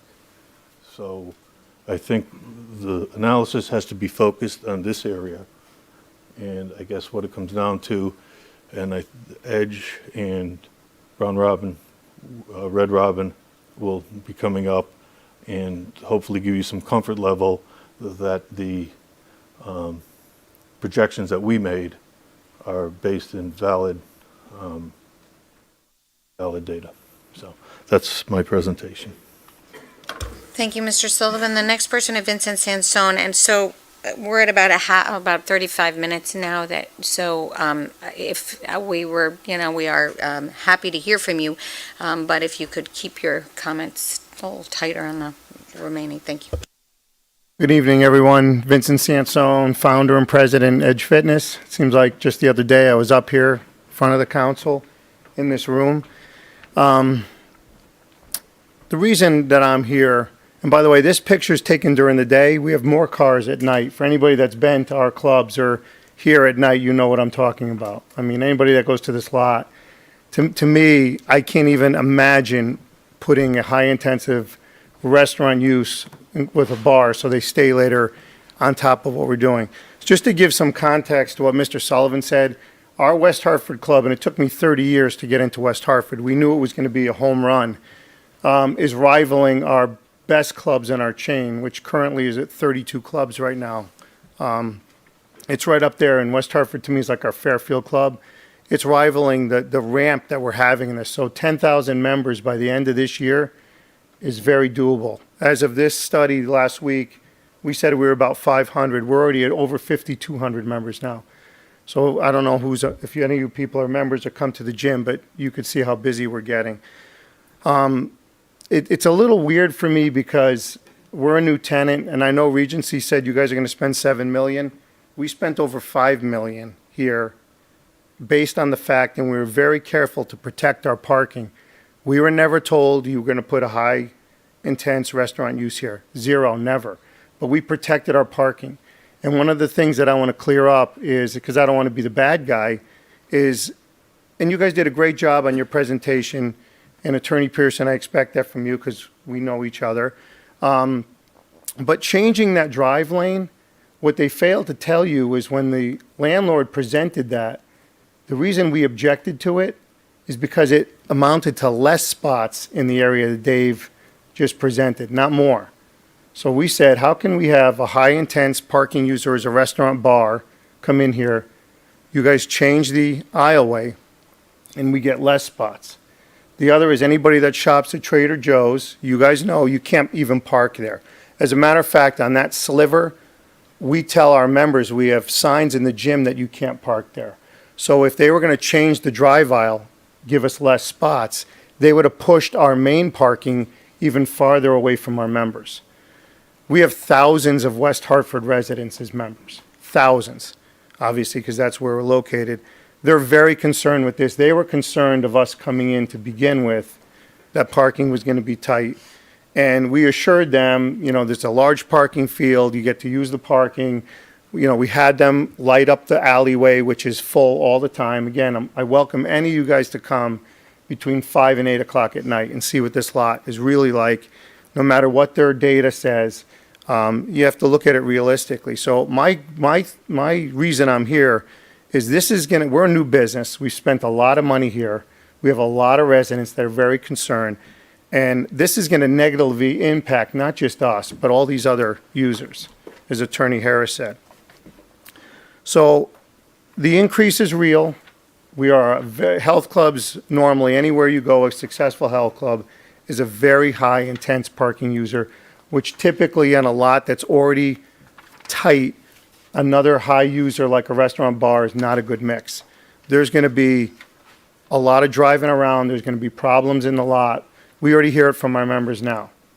And that's one of the reasons I'm up here. I didn't want to come against our landlord and fight them on the application unless I believed and knew, based on where we're going as a business, that it was going to not only negatively impact us, but also our members. They're going to be frustrated. They're going to be angry. They're going to be late getting to their appointment, late getting into their group exercise class. We hear it from our members now that go to Trader Joe's. Oh my God, I can't even find a place to park. Now, yes, you have to park way out by the bank. And West Hartford's my home club, so I use this club. On the weekends, I use it at night. We're parking out now by the Jarrett's, by the bank. Again, I welcome anybody to go there, no matter what their data says. Go there and see it for real, because you'll see that that's the truth. So the reason, again, I objected to the drive aisle, we have a no-build zone in our lease that prevents them from reducing our parking or changing any driver access that's going to negatively impact us. And that's why we did that. I love all the improvements they're making. Matter of fact, we're doing another deal with them in Delaware. So it's nothing against the landlord, but this is going to have an unbelievably disastrous effect. Never mind what November through Christmas is going to be like. We weren't there in December. You guys probably shopped there, went by there. That's not even including us in there. And I'm glad you pointed out, Dave, on the parking, because I know they tried to lower our count. We're doing more check-ins now in February than we were back in grand opening or January. And like I said, I compared our top 5 clubs, highest traffic clubs in West Hartford already is up there with those clubs, and it's ramping, one of our best ramps in the history of our company. So I don't want to take a lot of time, but I just want to leave you with this one thing. And again, Regency did a great presentation. I hope they do all the improvements. I would, it's going to be a disaster if that restaurant goes in, restaurant bar. So here's what I'm thinking. If they're wrong on their counts, and they're wrong on what it's going to be like, what happens to them? Nothing. It's us, our members, the other tenants, our customers. We're the ones that are going to pay the price. Like I said, we spent over $5 million. We just opened December 21st. None of this was ever discussed with us. As a matter of fact, I didn't even know about these meetings. We had members come to us and said, you guys better get involved in this. They want to put a restaurant bar in your parking lot. I called the landlord, and he called us and said, I'm sorry, it's my fault that I didn't alert you guys at all. So to me, that's something is trying to be hid there. So I hope that anybody that knows this town, knows that parking lot, sees the type of business we're doing. And remember, we're only at 5,200 members right now. We'll be at 10,000 by the end of this year because we're modeling with our other clubs. We have many clubs that are over 10,000 members. So that, putting a bar restaurant there is just going to make it a nightmare for everybody. That's what I have to say. Thank you for your time. Thank you, Mr. Sansone. Richard Sheldon is next. And I would ask that, and I think this would be for Attorney Harris, that whatever pictures are not submitted with your letter, just make sure that they are submitted, please. Thank you. Yeah, in fact, I hope somewhere in the package you'll see there's some more pictures of the parking lot. If I knew we were running so late, I would have brought some food in from Red Robin, so I apologize. The truth of the matter is, it's February. This is probably the mildest winter we've had in forever. If any of you remember, there usually are mountains of snow, probably occupying 15 to 30 parking spaces in Corbin's Corner, and it sits there until late spring. It just sits there. So just as a point, this happens to be the mildest winter you can think of. Also, we all know that retail is quiet this time of year.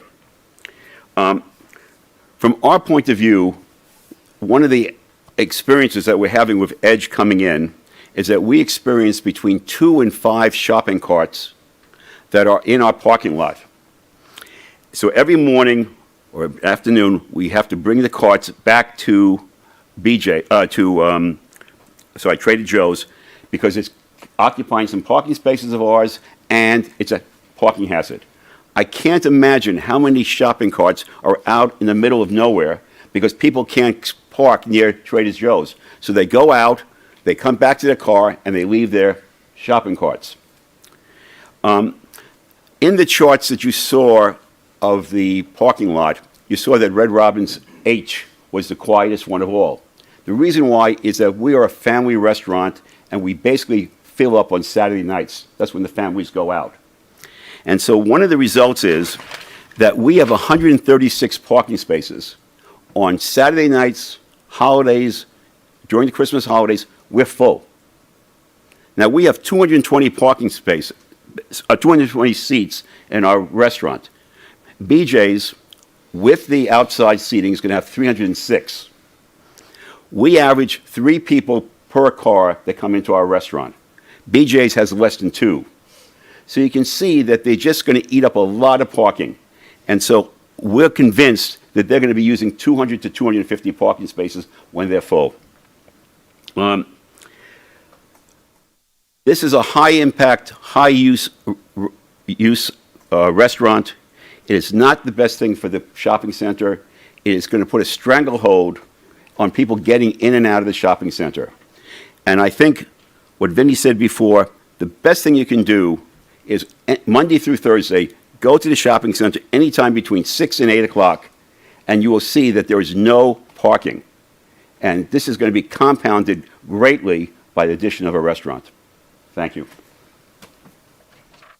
And please look at the pictures, because there are some more photos that show how Thank you, tight it Mr. is. Shelton. Yes, the packet has pictures, but whatever's not in there, make sure that we have for our records.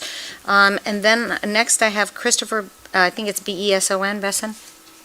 Okay, and then signed up, I don't know, I don't think so, it's Mark Muda for Amenta, you're all set, right? Yes, that's okay. And then Judy Allen I have. Remember, state your name and address for the record. That's a joke, Judy. Judy Allen, 25 Fowler Drive. I kept looking for my house in there, but I couldn't find it. I live just outside. I'm one house away from the area that has to be notified, but my neighbor gets a notification. So I show up for her, and I am showing up for my entire neighborhood. I have lived there since before there was a Sears, when this was farmland. So I've watched the development. 2 things are important. The removal of the canopy in some places. I'll again go to my neighbor who's in a wheelchair, and you remember that I talked a lot when Shake Shack went in about having the gate wide enough for people to go through. People need cover, especially she needs cover. She's not going in and out of a car. She's going down the entire length. And in bad weather, that's a problem for her. It's a problem for me. I don't like to have to walk through the rain. But, if I don't have to carry an umbrella, that's good for me. The other thing is that I'm an electric car driver, and I'm the one that brought up the electric car charging station. And if it's important to me that West Hartford continue to be a sustainable town. And if you want to do that, you have got to build out electric car charging stations. If you want people to switch to things like electric cars, you have to make charging stations available. I've heard people guess that, well, you have a charging station at home. Well, yeah, that's great, but you got a certain limit on where you can drive. And if you want to go to some place that is going to run you out of electricity, you need a charging station. The other thing to consider is that a charging station, you're there for maybe an hour, 2 hours. You're shopping while you're using that charging station. This could be a additional revenue for the area. One other thing, because I have lived there forever and because my neighborhood and I are sort of sensitive to being Elmwood and sort of resistant to wanting to kind of dragged into everything being like West Hartford Center. And so when I hear that you want to spiff something up because it doesn't fit the overall West Hartford feel, improvements are nice, but we don't necessarily want to look like the rest of West Hartford. Like I said, upgrades are nice, but consider the neighborhood that it's in. I don't quite understand that mural thing. I don't know what keys are. But if you really look at the history of the center, you see something of the history of the development of Elmwood as well. And a lot of the neighbors walk there. They don't drive. Thank you. Thank you, Judy. Is there anybody else in the audience that would like to speak to this application? Okay. All right. Attorney Pearson, do you want to continue? Come on up for questions. Oh.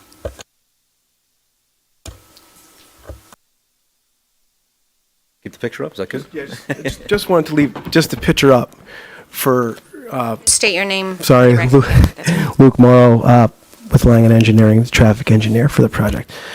Just one note about this picture before they take the laptop back. I want everyone to notice that the area where we're putting the restaurant pad in, it's not shown, right? It's on the bottom left corner. Although you see maybe 7 or 8 cars parked there, if you were to zoom out, and I believe we have another photo that was sent to us showing that area, it's pretty much vacant. So although this does show heavy occupancy in some of these areas closer to Edge and Trader Joe's, what you can't see in this picture is there's likely a great amount of vacant parking spaces that are not shown just outside of the frame there. So. Can I counter that? No, you can't. I'm sorry. That's the public hearing. We received your comments. Thank you. And the applicant has. It's back. Sir?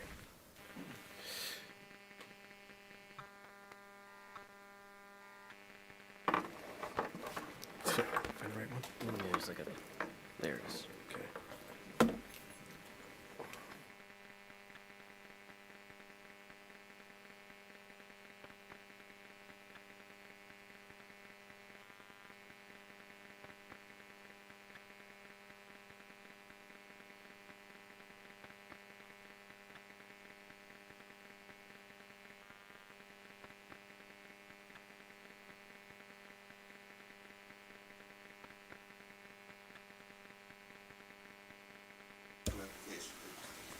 Yes, Mr.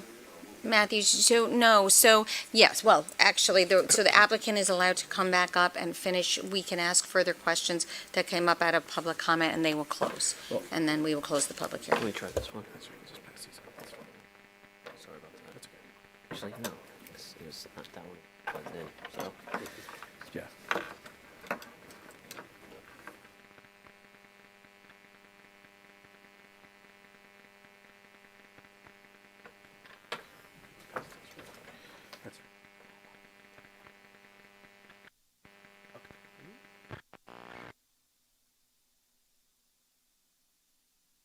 Okay, just do we lose it there?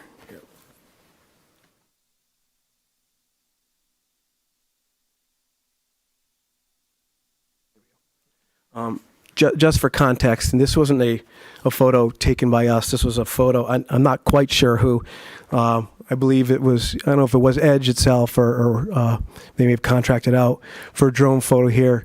I believe this was taken in late January or early February, so not too long ago. I believe it was during the week and during what we're calling peak hour periods, 5 to 6 o'clock maybe at night. You can see, and like I said, I don't know the exact time frame this was taken, but you can see from this view there's a significant amount of parking located between the existing Jared's building and the proposed and the in the existing bank there. As a matter of fact, we counted the number of occupied spaces from this picture in that what we're calling area F. There's only 46 cars parked there.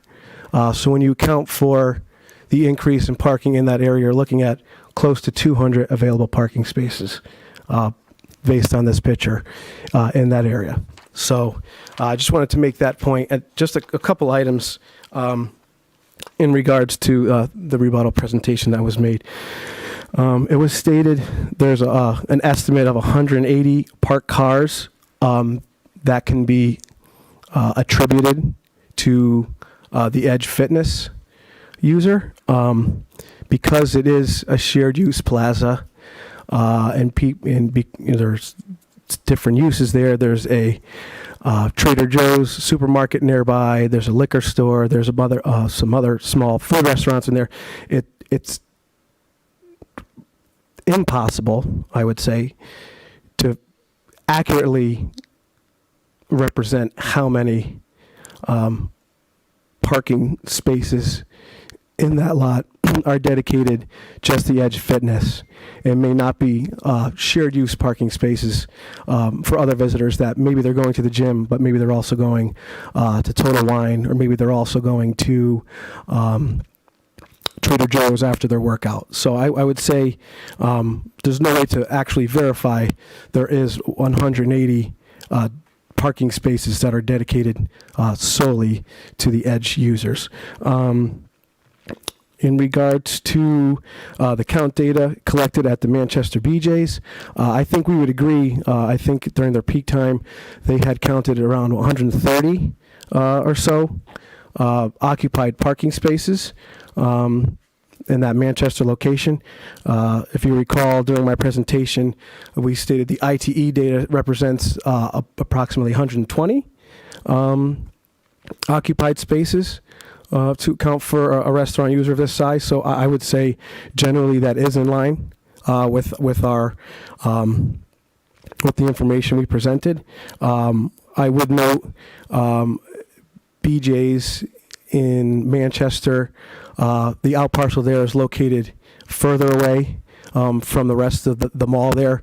I believe it's about 500 to 600 feet away.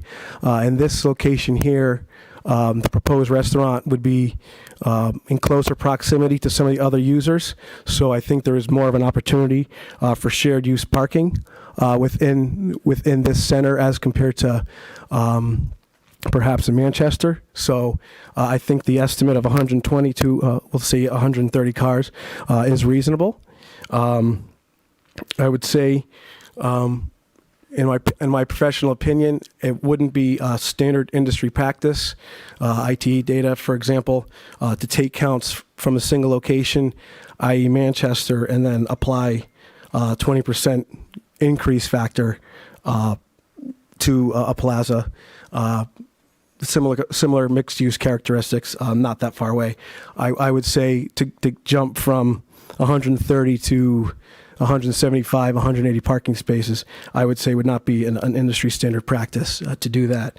I would also note that although there might be an increase in the gym membership, in addition, I believe it was stated an additional 5,000 members or so, maybe in the next year or two, that doesn't mean they're all going to be active members, right? I think over time, generally speaking, people sign up. You know, it was January, resolutions were going on. It's a grand opening. It's brand new business. And although there might be an increase in membership, that doesn't necessarily mean that everyone is going to keep using that membership on a regular basis. In that regard, I think also mention that, in that vein, to assume there's going to be a 50% growth in the parking demand required for the Edge Fitness, I just don't see that happening, personally. That said, although the presentation did bring up some valid points, I think it did confirm generally that the 120 to 130 cars we can anticipate for the proposed restaurant use is on par. I don't believe, however, that taking the counts from Manchester and then applying a 25% growth rate and then applying an estimate for the existing Edge parking demand and applying a 50% growth rate to that number to get us to this whole area being full is, I don't think that's accurate, I would say. In regards to the traffic, just to reiterate, we did submit an application for administrative decision to the Office of State Traffic Administration. I had handed out that letter. The only thing holding up that approval is approval from Town Council. Everything else has been reviewed. There were some minor comments in the site plan have been addressed. I believe town staff has reviewed the documentation submitted. They're comfortable with our analysis.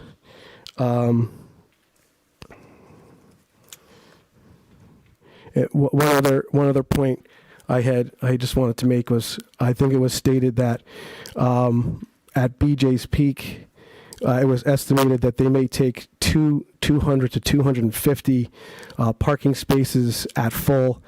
Considering there's only about I believe it's 260 seats in the restaurant, that assumes that every seat is taken by an individual driver, which I also just don't see that happening as well. There is, I believe it was mentioned that Red Robin may see on average three patrons per car. Even conservatively, if you brought that down to 2 patrons per car at 250 seats, you're looking at approximately 120 to 130 parking spaces required for this user, which I believe the plaza will support. Thank you, Ms. Moore. Attorney Pearson, I know that I have a few questions. I don't know. I'm sure some of my colleagues do. So if you would like to come up.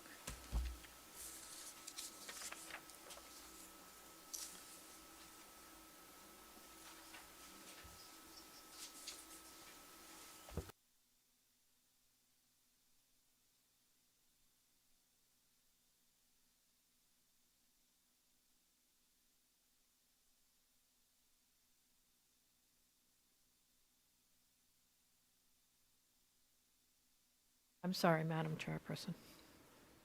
It's okay. So are you ready to take some questions? Would that be Yes, okay? indeed. Okay. So I will just start with a few that I have. I may have a couple more, but I do want to ask about alerts, the actual tenants. And there was a statement that that Edge Fitness was not aware until middle to late December of the application. Can you talk about that? I am going to have to defer to Rebecca Wing with regard to that. I'm not privy to the communications with the various tenants. If you could, Rebecca, just state your name for identify the yourself. record. Yes, Rebecca Wing, Senior Investment Manager with Regency Centers. Good evening, Madam Mayor and members of the council and members of the public. Just to answer that question, so we do regret that we did not reach out to tenants in advance of the filing. And I want to make it very clear that that was because we did not anticipate any objections. So my partner, Jack DeVilliers, whom you all probably know and have dealt with in lease signing, and I have been working on this project for about a year, and we really have had the goal of improving the center for the long term. So after several meetings with DRAC and town officials and a lot of reviews with our design team, our mission all along was really to just upgrade it, make the parking safer. That was the thinking behind the original move in the drive aisle. And we actually thought our tenants would be thrilled. So we were surprised by the reaction when we did bring it up with Edge because of the no build area. And we've listened to the objection, and that's why we made the change to take the drive aisle out. And did look for ways to kind of try to increase parking right around where the restaurant is. But it really was not any desire to hide anything. We're going to be working very closely with our tenants during construction, obviously. And we are as invested as they are, we believe, in all the centers we own. We're really on the same team. So we regret that this has happened this way. Rebecca, just so you've talked about the investment and how we're doing this for the betterment of the center, which means of your tenants more than anything else. Right. Are there any restrictions? Is there any reason to believe that people might have thought you could not put a restaurant at that location up front? No, and I would add to that in our discussions with the restaurant tenant, they have expressed that they feel there is plenty of parking between their building and the bank. Their door will face that direction. And they feel that by closing off the drive aisle beside them and increasing the landscaping there, we're actually improving the safety situation overall. Just to add to that, we also, just as the operator, would think that if we could work together with Edge, we could find better locations for their additional customers to park. We've already improved that pocket park, and we believe that there could be more parking behind the buildings that could use that also as an entrance and possibly be better than the sort of outreaches of the center where the restaurant is. And that pretty much any spot that's accessible to the walkways would be better for future Edge customers than that sort of middle area by the restaurant. So we don't see the conflict. We didn't until we've had this conversation. Thank you. And you might want to stay up for my next question. It was the snow question, which I think is a real, we're obviously not having a typical New England winter or Connecticut winter. And so obviously that does impact many parking spaces. And how do you treat and where would you store snow to make sure that, and one of the pictures that came around does have about maybe 5 or 8 spaces that are encumbered by snow. So, yeah. So, in general, it's not commercially reasonable to cart it off-site. So we're not able to commit to not storing it somewhere on the asphalt. But I can commit to working with our property management team to make sure there is no snow stored in the parking spots in these areas, the 4 or 5 designated areas in question, because we realize that that's a concern. So we could find some less used driveways toward the back, perhaps. Mm-hmm. Okay, and just to follow up on that, the Trader Joe carts that tend to maybe take up a space that might otherwise be available, is there an agreement that you have with them or something to clear up the carts periodically, or how does that work? So there isn't, but again, that's something we can work with them to make sure that they have their staff outside clearing carts on a more regular basis. That's generally something we work with the tenant on. Thank you. That was all I had right away, but would like I know Ms. Blanks has a... Could I just ask Rebecca to mention one other thing that she shared with me when one of the persons was speaking? Yes. Allen? Mrs. Allen mentioned the desire to have some additional electric car charging stations, and that's something we can definitely look into. We obviously have the Tesla stations there already, but we know that those don't serve everybody. You have to have a Tesla. So that's something we're looking at a lot of our centers and are happy to look for some spots here. That's good to hear. Okay, thank you. Ms. Blanks? Thank you, Madam Mayor. A couple of questions and may even be a point of clarity for me. So I'll start with the building. I want to make sure that I heard correctly. So the building will be constructed to a new building? Existing building is going to be torn down? That is correct. Okay. And I'm imagining the square footage of that building is going to be increased. It is increased slightly, yes. Okay, and with the increase and with the outdoor dining, how many spaces does that take up? Parking spaces? You know, I'd like to go back to that other photograph because that also doesn't show currently where we're going to add the 12 spaces. I mean, maybe you could point that out also. Speak into the mic if you, yeah, thank you. Dave Gagnon, Langen Engineering, professional civil engineer. Looks like we lost our PowerPoint again. But to answer your question, we're actually increasing the amount of parking spaces versus the current condition. We're increasing on the overall SAD by 25 spaces.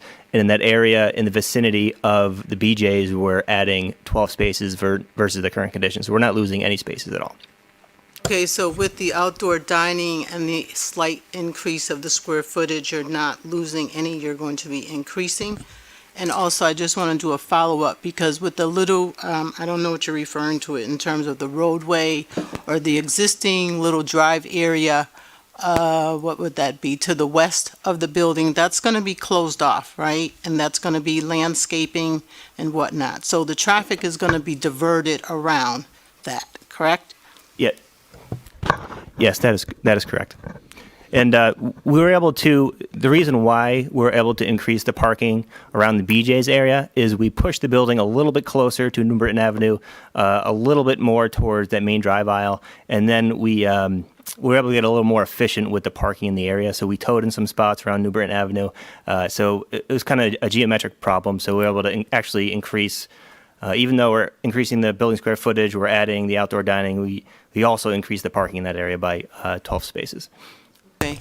So for me, how will you, I guess, work with the owners in terms of addressing the new traffic pattern? I often shop in this area, and I know it's very challenging in terms of the traffic coming in from New Britain Avenue, coming in from the mall.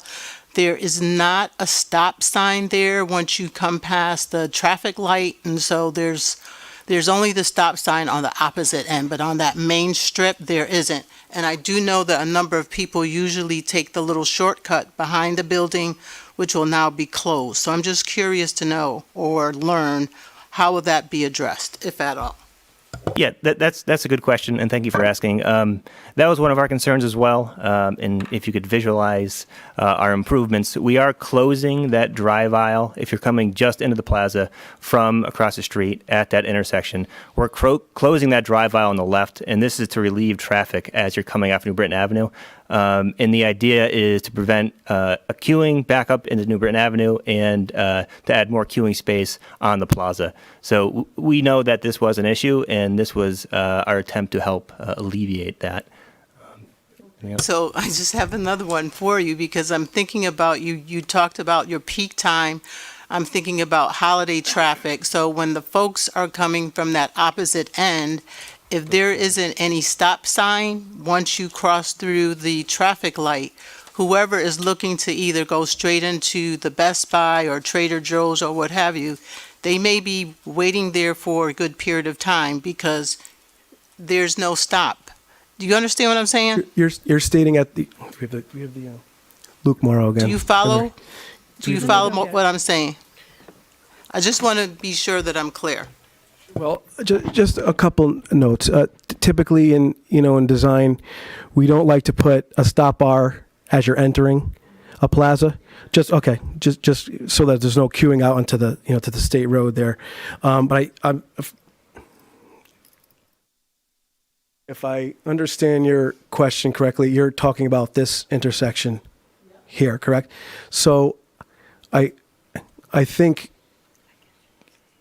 to address concerns at this location, as I previously mentioned, we wouldn't want to necessarily put a stop on the inbound direction, just so that maybe in busier times there isn't a queuing back into New Britain Avenue. However, I don't think we would be opposed to providing a stop bar at this location, so that there is gaps for people coming in to be able to make that turn. Does that Is that, okay, Yes, thank you. sorry. That was it for me. Thank you, Ms. Blanks. Mrs. Blanks, any other questions from counselors? Okay, and Ms. Fay. Someone from the audience, if I may, just asked if we could point out where that might be on this side. Sure. Would you walk around and just point out where that might be on this side? You can't speak, you gotta, so you're now going to show where it might go. Okay, thank you. So I think the comment was we can certainly, to improve safety operations there, we can put a stop bar as you approach going towards New Britain Avenue, in order to allow for gaps for vehicles to make that turn into that and increase safety in that area. Thank you. Thank you, Mr. Moore. Mrs. Fay. Yes. Thank you, Mayor Cantor. I got more of a technical question because I really want to make sure that this is an important decision that I understand it as presented. You mentioned some driving terminology, the ITE 31 for retail. I think it was you, Attorney Harris, versus 121 for restaurant. Can you translate that into what that means? I understand 121 is bigger than 31, but is it simple math or is it exponentially bigger impact? I don't know why I'm helping out the opposition. I'm just kidding. I think her. So ITE, Institute of Transportation Engineers, call it our Bible, if you will. Industry standard for estimating both parking and traffic demands. I think the intent of the comment was to state, based on ITE data, which is collected from numerous sources throughout the country, for a retail user of this size, you would anticipate a demand of approximately 30 parked cars at the peak. 30, okay, sorry, 30, that's 37, I believe that's during the December peak period. And then during, for a restaurant user of this size, you would anticipate a peak parking demand of 121, meaning that that use specifically would take up 121 parking spaces. And again, that doesn't account for shared uses because this is a mixed-use center. You're going to have likely some restaurant patrons that are might be going shopping at Best Buy, might be going to the liquor store, and so on and so forth. That's just the base number. And then one more follow-up, because now I thought I understood it, but now I'm really confused. So the entryway coming in, I'm guessing that this is the representation of what it's going to look like in the future? Correct. And can you just explain, I mean, I go there all the time, but just I'm trying to get a picture in my mind of what it looks like now. So what are the changes? Are we going from 3 lanes to 2? Or? This is probably the best picture we have of that area. If you could see now, just to the west of the Jared's building, there is an existing drive aisle. In the proposed case, let me click back here. We're removing that drive aisle. One, to maximize parking in that area, and 2, I think it eliminates a conflict point as you enter in off the street, therefore, lessening the likelihood of an accident, say, happening there. The main drive's the same. Our original application was to relocate, the drive aisle over there, but based on negotiations, that was removed from the application. Thank you, Ms. Fay. You all set? Yes, thank you. Okay. Any other questions from council? Mr. Davidoff? Mr. Stafford. Okay, Mr. Stafford, why don't you go ahead?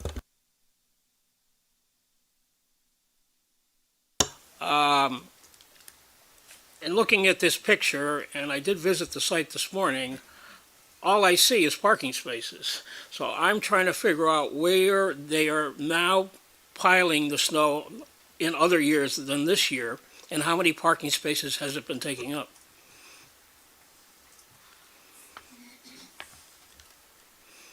I don't think we can give you that specific answer. I can tell you just from personal observation that there have been years where there's been significant snow in the parking area such that it's had to be trucked off-site. I do recall that has happened. Obviously, Regency is not going to let snow sit in this parking lot to the extent that it alleviates open parking spaces so that nobody can utilize the center.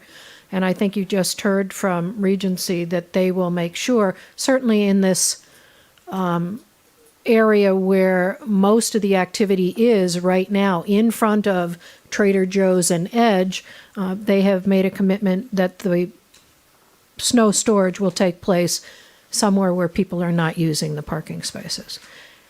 And at some point, I mean, the reality is, at some point, if there is, again, that kind of snow that has been experienced in the past, then they will have to remove it from the site, which they've had to do in the past. Okay, thank you. All set, Mr. Stafford? Okay, Mr. Matthews. Just some clarification. This application seems to be a number of different proposals, as I see it. It's facade improvement, landscaping, road work, and Trader Joe adding 2,500 square feet in the back, plus the restaurant. Assuming the restaurant is not approved, do you go forward with the other improvements and updates? I don't know what they would do under the circumstances. There is no question but that the vitality and the use of that restaurant adds to the fiscal viability of the center, and one doesn't do improvements unless there's a benefit from those improvements. So that use of the restaurant pad certainly plays a big piece in this overall puzzle. I can also assure you that they wouldn't do this if they felt there was not enough parking to be able to substantiate the uses and support the uses. Okay, let me just follow up with that. I guess what I'm trying to do is figure out the comment made by the applicant's employee or staff person who indicated that they was working on this plan for over a year and never reached out to the long-term tenants. I assume Red Robin, and I don't know this for a fact, but I assume Red Robin and Edge, they have long-term leases. They do. And I heard in the testimony that Edge made a $5 million investment. So as I sit here, I can see where Edge and or Red Robin might be a little bit concerned if in fact there's a whole lot of parking that may infringe on their $5 million investment. And I understand your point as counsel for the applicant. They want to try to get more revenue and they want to lease more space. So I can see that push and pull between the two parties. I'm just wondering if any thought was given to the degree that you have two long-term tenants who have concerns, if any thought was given to a less impactful design for that site. I know you need to lease it. I understand all that. You need to bring revenue in.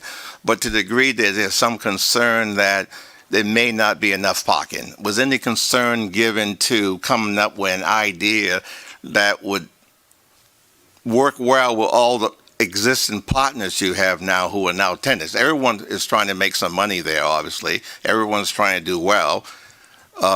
You're all concerned that if you're wrong, all of a sudden Red Robin and Edge will be harmed. Well, you follow my thought? I know exactly what you're saying. So I'm going to let Rebecca answer this, but I'd like to say one thing first, which is that we were very pleased when we did our parking studies to find that the data supports the fact that there is a lot of excess parking in SDD number 6, and we were confident that our use of the space will not be detrimental or deprive other tenants of the ability to park in this facility. We concede, there's no question but that this parking area that they showed you, they didn't show you the whole field, but that area in front of those stores is totally parked. I never go to that center and park in that area. I always park out by, between the bank and Jared's, because there's always space there. So anybody who goes there knows that that is the most congested part of this site. That's a given. Part of what Regency wanted to do was to put more parking on that side of the drive aisle with that original plan. But I'm going to ask Rebecca to answer what planning went into this and whether, so we don't think this particular restaurant is going to be such a high intensity use that it'll be a problem at that location. But I'm going to let her answer the question because you were the one who negotiated it. Yeah, so I agree with that, Robin. We don't agree that it's going to be as impactful as what our tenants have represented. So even though we know it's more intensive use, we didn't anticipate this being an issue. I would say the working on it for a year is true. However, most of the time our design has been a facade renovation and a change to the drive aisle. We did not have a tenant for the Jared space most of last year. We were certainly anticipating that it might become a restaurant, but that actually wasn't included in this until the late fall. So it's not as long as it sounds that we went without approaching the tenants. It was probably a month or so after we made the change that we did so. And then again, still not anticipating it would be as big of an issue as what we're hearing. I will say we anticipated a restaurant because what we see across all of our centers is that, as with the Jared's closing, a lot of other businesses are struggling to survive. We generally have a lot of restaurants coming in and fitness users where traditional tenants aren't succeeding. And we did carve out in the Edge lease the ability to build here and to change it. And we have every right to make it a restaurant in part because of that. We're very conscious of that across all of our centers. We think it's an important part of the vibrancy. And also just literally in making our merchandising mixes work today. So we anticipated it would be a restaurant, but we didn't have a tenant or plan to include that change in this until the late fall. We do still believe it's the best use of the space. If I may, I've asked if our traffic consultant could just again explain how many spaces are going to be left, even if you deal with and accept the projections that they've made. Just so May we're I, or clear, you want me to wait? I read the proposal. I understand all that. But just, Madam Chair, clarification for you, if you don't mind. Yes, Mr. Matthews. When this is voted on, do we vote on it in total? Okay. I'd still like, if it's possible, to slip that information in. Miss Attorney Pearson, you can answer the question. Sure. So, based on the information presented by the tenants tonight, assuming their BJ's counts with a 25% increase were to transfer, if you will, over to the Corbin's Corner Shopping Center, and if that estimated 180 existing parking spaces occupied by the Edge Fitness were to increase, again, by 50%, when you account for the parking demand observed from our counts and you take all that additional parking into consideration, it only totals 659 occupied spaces on the lot, which is still 400 vacant parking spaces for the center as a whole. That's an parking occupancy of only 76%, which I would say is well under the 85 to 90% that we said we would achieve for typical design. And may I clarify, that is for the entire SDD? That's correct. That's for the entire STD. Yep. Now, they've chosen to look at only our ownership portion of the SDD, but there is shared parking throughout that special development district. It's not restricted to either side at all. Thank you, Attorney Pearson. Do you want to address the question that Mr. Matthews asked about voting as a whole or voting, or Corporation Counsel could also answer, or taking, that. Thank you, Madam Mayor. You would vote on the application as a whole, and That's it. Thank you. I just felt I needed to confirm with you. Okay, thank you. All right, Mr. Davidoff. Lee has a question. Oh, I'm sorry. You know Leanne goes on for a while. Mr. Gold. I don't think Mario. Sorry. Oh, there we are. Somebody's- Thank you, Madam Mayor. Thank you for the presentation on both sides. While I think this is kind of veiled in some competition and going on in the parking lot area, I do want to address a concern I have for safety. We've heard from a town resident while they generally walk to the area, what safety precautions are you going to have as residents have been to this area that is a difficult scenario to navigate as you go through. I just want you to address a little bit more about the safety issues for our pedestrian-friendly environment.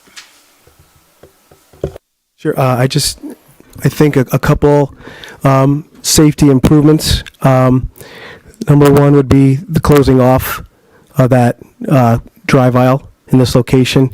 So, if there were a pedestrian to enter on this side, they're not crossing a drive aisle right there by New Britain Avenue. We're also proposing some sidewalks along the proposed restaurant there. Our former application did have more significant sidewalk additions as we were, relocating that proposed parking there with some, I believe there was one or two additional, or maybe relocated crosswalk locations there. And actually, from this, again, the previous application, you could see that we also were proposing to add some additional sidewalks connecting from the proposed restaurant parcel to the front of the Trader Joe's itself. At this time, because that whole realignment has been removed from the application, those are no longer on the table. If that answers the question. Thank you, Mr. Gold.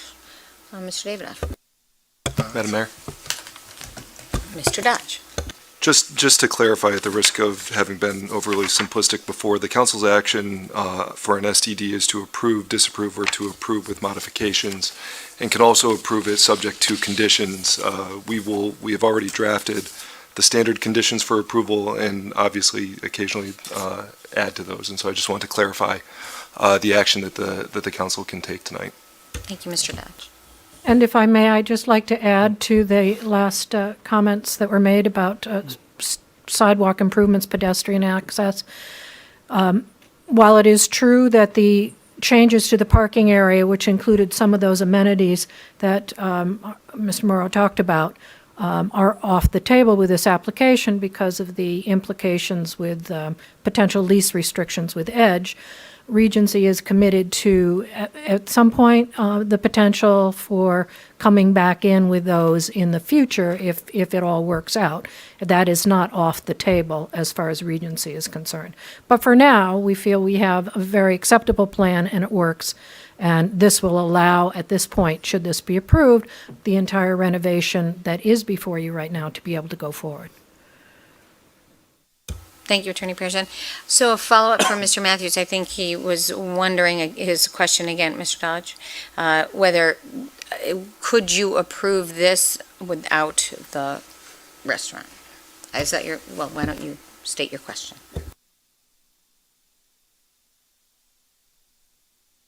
Mike, please. Like what you're saying is we could in fact modify the application. If I understood you, vote on the facade, vote on the other various pieces. Thank you. Is that what you're saying? I'm not sure. Thank you, Madam Mayor. At the meeting that follows, yes, the action would be if somebody wanted to propose a modification to the approval, then that would be a vote of the council in terms of whether they want to approve subject to modification or to disapprove.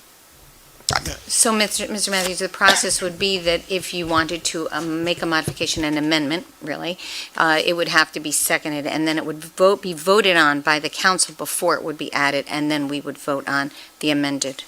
Okay, so, all right, Mr. David. Thank you, Madam Mayor. Attorney Pearson, I've got a series of questions. I just want to make certain I get into the record. What would the applicant consider to be the peak hours of operation for this center? If you're, by peak hours, we're talking about the parking demand on the center. And those, would you? Sure. So peak hour on Saturday would be generally between 2 and 3 in the afternoon. And then during the evening, I believe the peak hour is 5 to 6. And would that only be Saturdays? How about during the week? What would? I'm sorry. During the week, the peak hour on a typical weekday would be 5 to 6, when the gym and the restaurant uses would be at use, higher use. And are there any tenants that are closed during those peak hours? I believe the bank is closed, which is located within our parking area.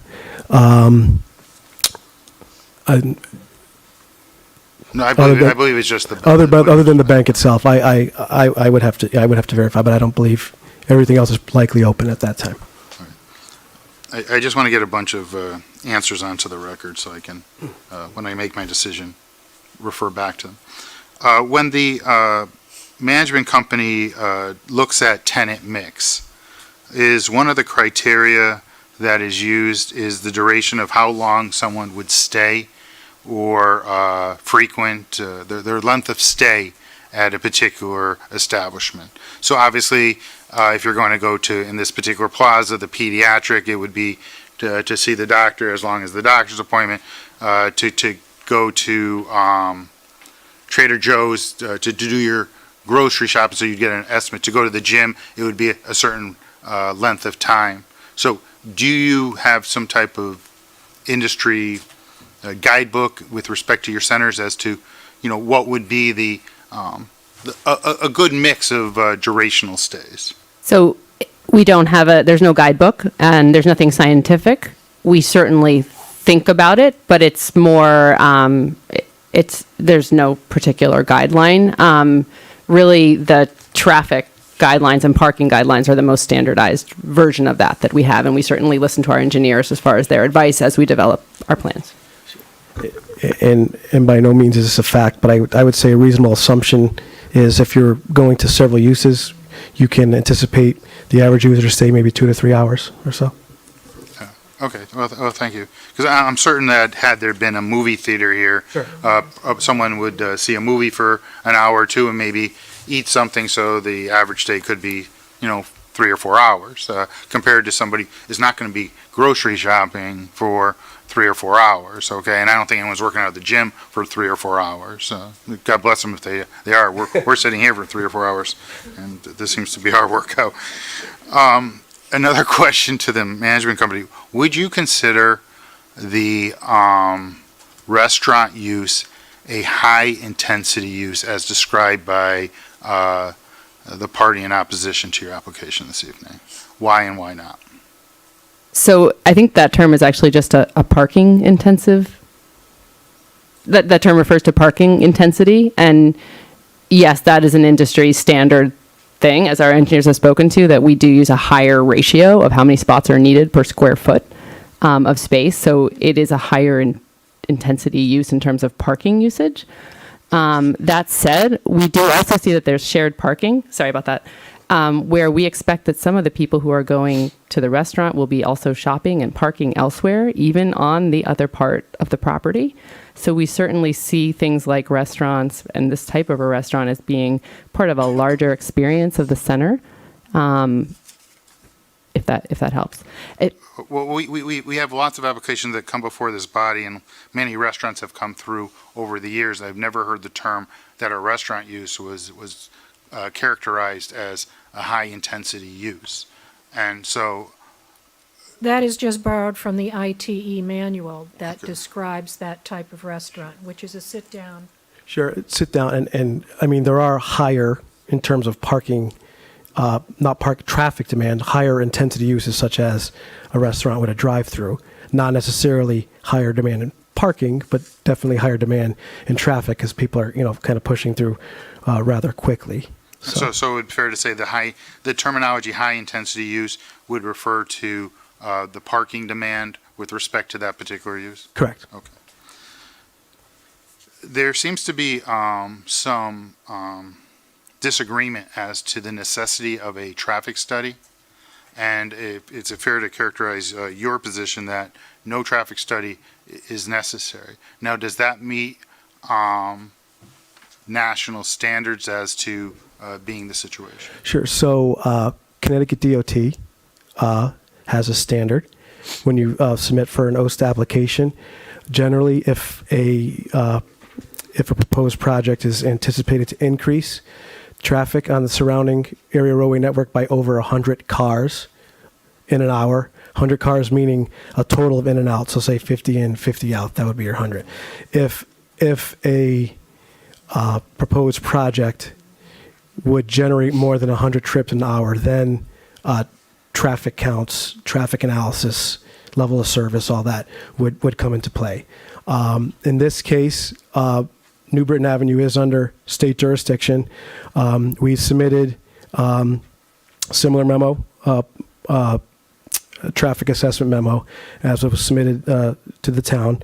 OSTA has reviewed that memo, an overall site plan, and some other supporting materials, and they are in agreement that the additional traffic demand that this user would bring would be less than at 100 trips, which we would consider within the day-to-day variation of traffic on the adjacent roadway network. Thursday, you might have 1,000 cars. Maybe Friday, you have 1,200 cars. That's already kind of built into the daily variation of traffic there. Therefore, no further analysis is required. Okay. So that would be a state standard. Okay, so and if a traffic study would be necessitated, there could also be the likelihood or the probability that the applicant would or could be required to perform some off-site improvements with respect to that state highway, with respect to traffic signalization or lane configuration. Is that correct? It is a possibility. Just speaking on this intersection in particular, there are already a number of approaches. You're looking at 3 lanes coming out of the plaza. I think there's 3 lanes coming out from the mall across the street, and there are several. Looks like there's 4 to 5 approach lanes on New Britain Avenue itself. So I would venture to guess you're most likely not going to do any physical improvements at this location. My next question deals with management. Does management have parking restrictions as to where employees can or should park?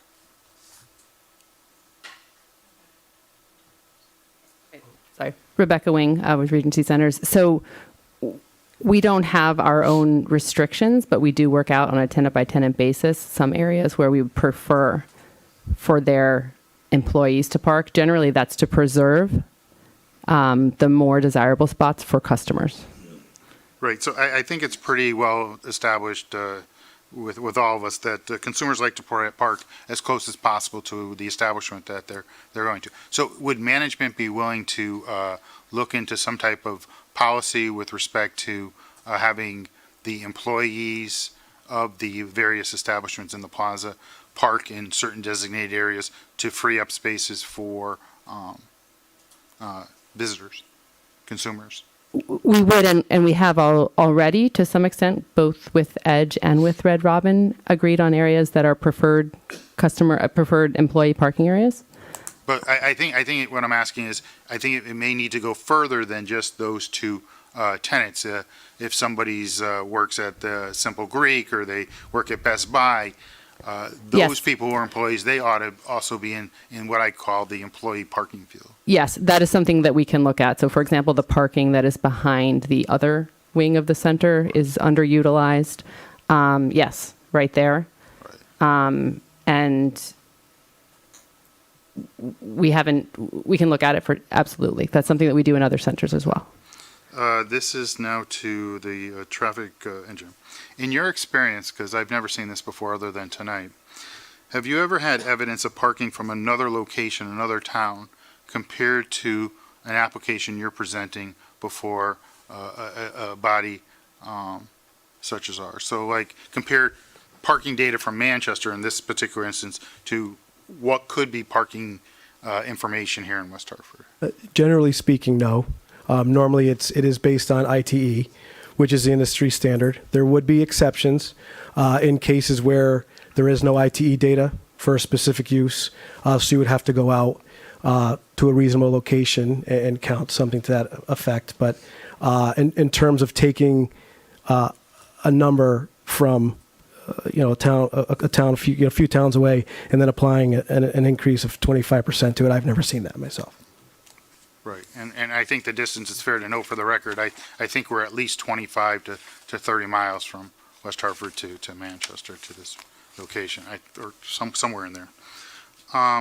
Is there any information available on the hours of operation for the proposed restaurant?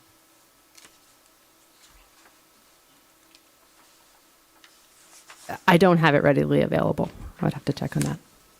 That would have been helpful to determine whether or not there's going to be conflicts early Saturday morning or Sunday morning with respect to people frequenting a gym or Trader Joe's or. I think we can state with certainty that this user will not be serving breakfast, if that answers your question. So I think reasonable to assume 11 o'clock opening for lunch, if that answers your question. I don't think they would be bringing a large demand of vehicles during the morning hours, either on the weekends or during the week. And do you know the hours of operation of like the Trader Joe's, the Best Buy, what time they open in the morning? Yeah, usually 10 or 11 on the weekend. At Trader's is a little bit earlier. In some of our locations as early as 8, but I would have to double check with our management team. I'm getting done. I'm almost done. The restaurant tenant, do you believe that would be a complement to your plaza in terms of the mix, and why? Absolutely, and I don't know if I made it clear earlier. It's something that we try to bring to all of our centers increasingly, and just a lot more restaurants in general, because what we're seeing in the way people shop today is that there are, obviously with online shopping, it's easier to stay home for some things. So we're really looking at mixes that will bring people out and keep a center relevant and make it familiar to them. So even if, there are some uses where someone will come to a restaurant and also, go to Best Buy in the same trip, there are other times where they may come one day and go to the restaurant, and then they may say, okay, there's a shop there I'd like to visit, and they come back another time. So there's a lot of synergies between restaurants and other uses, and we just across the board really like to get them in. And there are instances like Jared's where there are traditional businesses going out of business, and there are in some cases fewer to work with, and so we do need to replace them with restaurants. And I'd like to say on that point, we consider this one application. In order to justify a large investment in a center like this, part of it does mean being able to find a new tenant for that Jared's box. We don't want it to remain empty. We don't think that's good for anybody. So in our mind, it really is one application. Well, as a brick and mortar retailer, I understand exactly what you're saying in terms of the current experience with respect to retail and dining. I think I heard just recently within your testimony, you would be willing to work with tenants who have lease restrictions on parking to see if there could be some type of meeting of the minds to find a solution, regardless of how this application here this evening turns out. Is that correct? Yes, and it's not so much lease restrictions. I think that are the issue at this point is just a general concern over high demand in certain areas. And we are more than willing and eager to work with our tenants to find ways to, whether it's employing parking designation, to make that work, or the commitment on snow removal. And my last question is, one of the criticisms was that this was creating an unsafe environment in the parking lot, and I think your initial plan had straightened out the drive lane and had resolved some of the conflicts that people have with respect to turning movements and stuff like that. So I guess if there's a meeting of the minds, I think, or do you think that one of your priorities would be to remove as many safety impediments from the parking scenario as it currently exists that we all can probably identify today going forward? Yes, that was our original intention, and we do hope to be able to revisit that in the future if we are in agreement with our tenants that it's the right thing to do. Thank you for your answers, and I appreciate it. Yield back. Thank you, Mr. Davidoff. Anybody else from the council with questions? Okay, so I think we have, I'd just like to read into the record, I know you already did, but a letter dated January 13th, 2020 from TPZ recommending approval, letter dated January 21st, 2020 from DRAC recommending approval, letter dated January 24th, 2020 from CROG finding no apparent conflict. So if you have some closing remarks, and then we will close the public hearing. I really do not. I think we've exhausted the topic. Reasonable people do seem to disagree on something right now with regard to the parking. I would like to reiterate that you did have your engineering department review the parking assessment, and you do have that most recent transmittal that came in today, which accepts the analysis done by the applicant.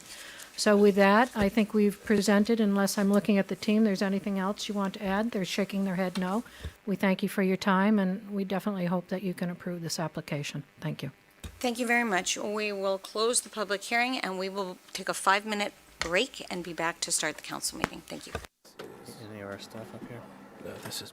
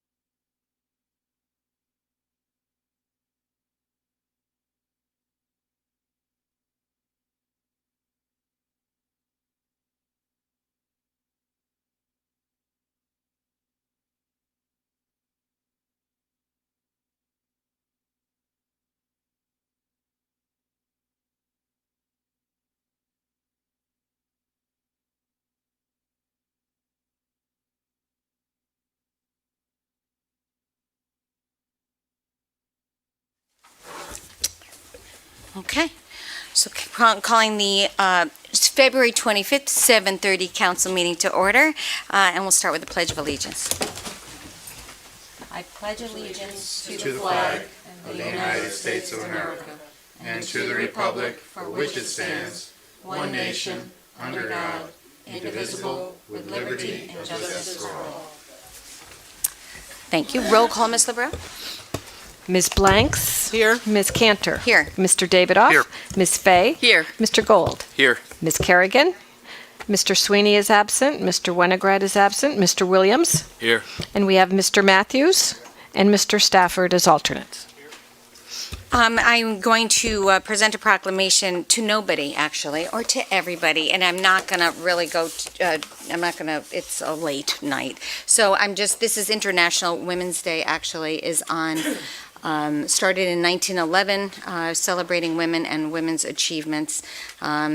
And this year's Women's Day theme is Each for Equal, which is drawn from a notion of collective individualism, which we're all a part of a whole, and our individual actions, conversations, behaviors, and mindsets can have an impact on our larger society.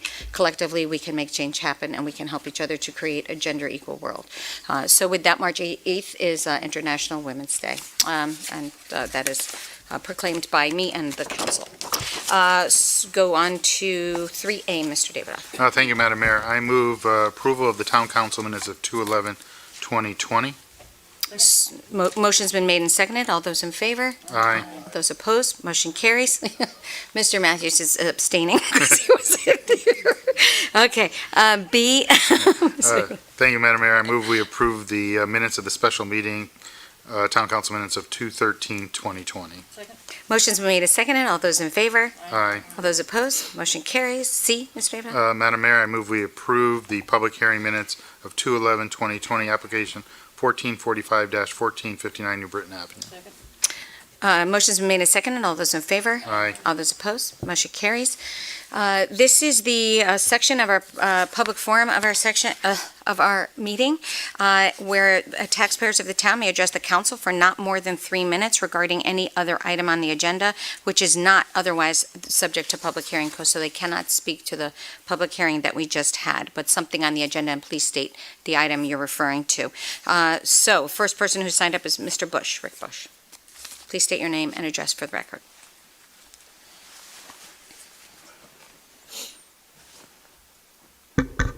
My name is Rick Bush, and I live at 62 Lynbrook. Forgot about the 3-minute limit. I'm going to read fast. I brought something. Your best. So anyway, good evening. My name is Rick Bush. I'm here tonight to speak in support of the MDC's integrated plan. As many of you know, I live on Lynbrook Road. On October 3rd, 2018, the sewer liner collapsed, resulting in a flood that highlighted an existing infrastructure problem. Over 800 homes discharged their sewer into the main trunk line that runs down Lynbrook Road. The trunk line is more than capable of handling that discharge during a normal day. The problem is that on a rainy day, those 800 homes also discharge stormwater into the sewer system, which inundates the trunk lines and causes what are known as SSOs, storm sewer outflows, and CSOs, combined sewer outflows, in West Hartford and Hartford. These SSOs are the water that ends up in our streets, our rivers, and our basements. The MDC's consent decree with EPA and consent order with Connecticut DEP directly addresses these SSOs and CSOs. MDC inherited the West Hartford sewer system in 1984 when West Hartford became a member of the MDC. As far back as 1967, West Hartford was cited by EPA for the need to remove stormwater from our sanitary sewer, but now, 53 years later, West Hartford has done almost nothing to comply. Now the town of West Hartford has a potential future mandate called the MS4, the Municipal Separate Storm Sewer System. This is federally mandated by EPA. It tasks West Hartford to monitor and improve discharges to local water bodies through various activities and enforcement. This is a town project, and this project needs to be done to resolve future MS4 mandates, as well as to resolve the storm drainage issues that currently plague our residents every time it rains. It is not a glamorous project, and it is not an easy project. It is not going to be fun, and it is not going to be cheap. But ultimately, the cost and the burden of this project will fall directly on the taxpayers of the town of West Hartford. The longer we wait to address this issue, the more expensive it will be, and the longer our residents are burdened with poor or lack of adequate stormwater infrastructure. The MDC has proposed something that they call the integrated plan. The integrated plan is a response to the mandate from DEP and EPA that they must fulfill. The mandate says that they have to eliminate all SSOs in the separated communities, West Hartford, and eliminate or reduce CSOs in the city of Hartford, as well as provide adequate wastewater treatment facilities to treat and discharge these captured flows. As you may know, a giant tunnel capable of reducing overflows by 54 million gallons is under construction from West Hartford to Hartford. This is one of many steps in fulfilling the mandate. MDC has learned through their experience of building this tunnel while simultaneously maintaining sewer lines all across our district that the best way to fulfill the mandate is not to continue to build redundant, oversized storage facilities, but to prevent water from entering the system in the first place. That is why they are proposing to challenge the mandate and offer a solution that fulfills multiple purposes. This plan will simultaneously address existing aging infrastructure while keeping it affordable for MDC customers. The integrated plan will not only reduce infiltration and inflow, but it will allow the town of West Hartford to significantly benefit from the work MDC must complete as a part of the proposed integrated plan. The main objective for the work within West Hartford included in the integrated plan is to reduce infiltration and inflow by removing stormwater from the sewer system at the point of origin through leaky pipes, people's homes, catch basins, and yard drains, which will reduce the flows into Hartford and reduce overflows into the city's waterways and ultimately into the Connecticut River. Putting a stop to the I&I in conjunction with improving the town's storm system will directly address residents' concerns about street flooding and basement flooding on an expedited timeline. It will allow West Hartford to participate in the process by identifying areas of concern and will also allow West Hartford to save significant amounts of money because West Hartford will be able to piggyback onto the integrated plan work activities to resolve our future MS4 mandate. If we do not work with the MDC, the town will have to hire redundant contractors to complete the work necessary to comply with MS4. The town would have to prepare invitations to bid, interview and hire contractors, review contracts, monitor and manage each step of the project, all while utilizing valuable town resources. When we can simply work in coordination and conjunction with MDC and allow MDC to share the responsibility of handling the logistical and managerial duties. The savings will come through coordinating efforts in the form of street paving, sidewalk and ground repair, and managerial and logistical planning. MDC and West Hartford share the responsibility to make these infrastructure improvements. The integrated plan is a great solution that regionalizes the project, spreading out the cost over all of the member communities through the Clean Water Project charge, which is a use-based charge and is the same rate for all MDC member customers. This is the most fair way to pay and one that will allow West Hartford to achieve a resolution for all of its residents, proactively comply with future MS4 mandates, and save a lot of taxpayer money. Thank you. Thank you, Mr. Bush. Ms. Sallin, you're next.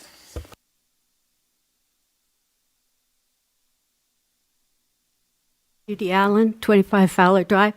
Thank you, but I'm challenged when it comes to regarding the resolution for the support of the integrated plan. The way you have it worded is fine because you say that you support the concept, and that's great. And I want to make sure that we all understand that supporting the concept is different from wholeheartedly supporting the particular plan that they submitted. And just in reviewing some of your background information, all of the other towns have not signed on to support this plan. It has been the concept of a plan. So that's great. And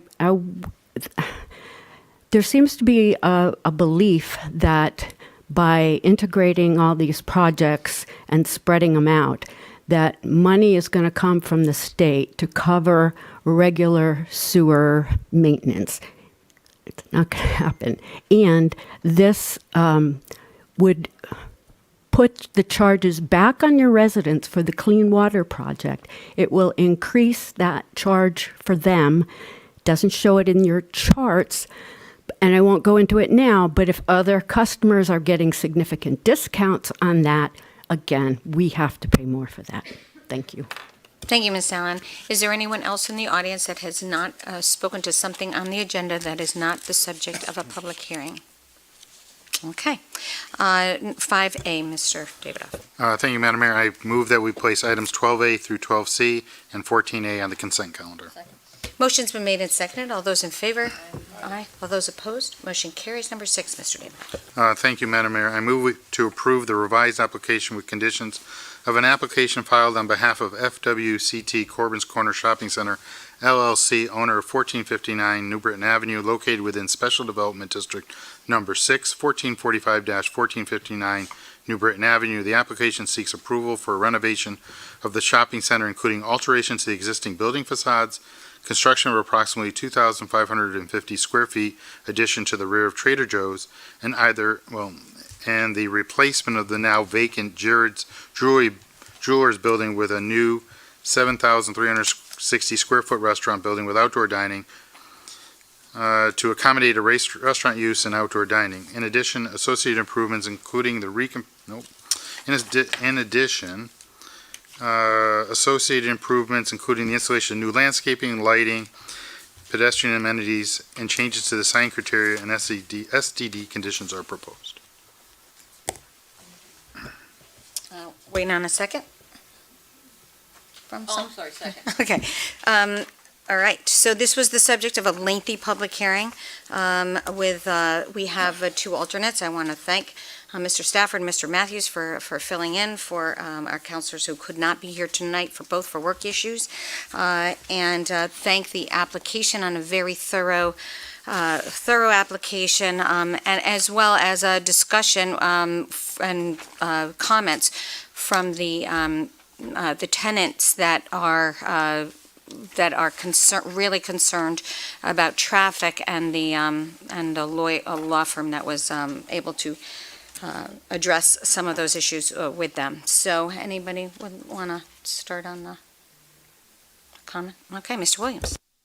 Thank you, Madam Mayor.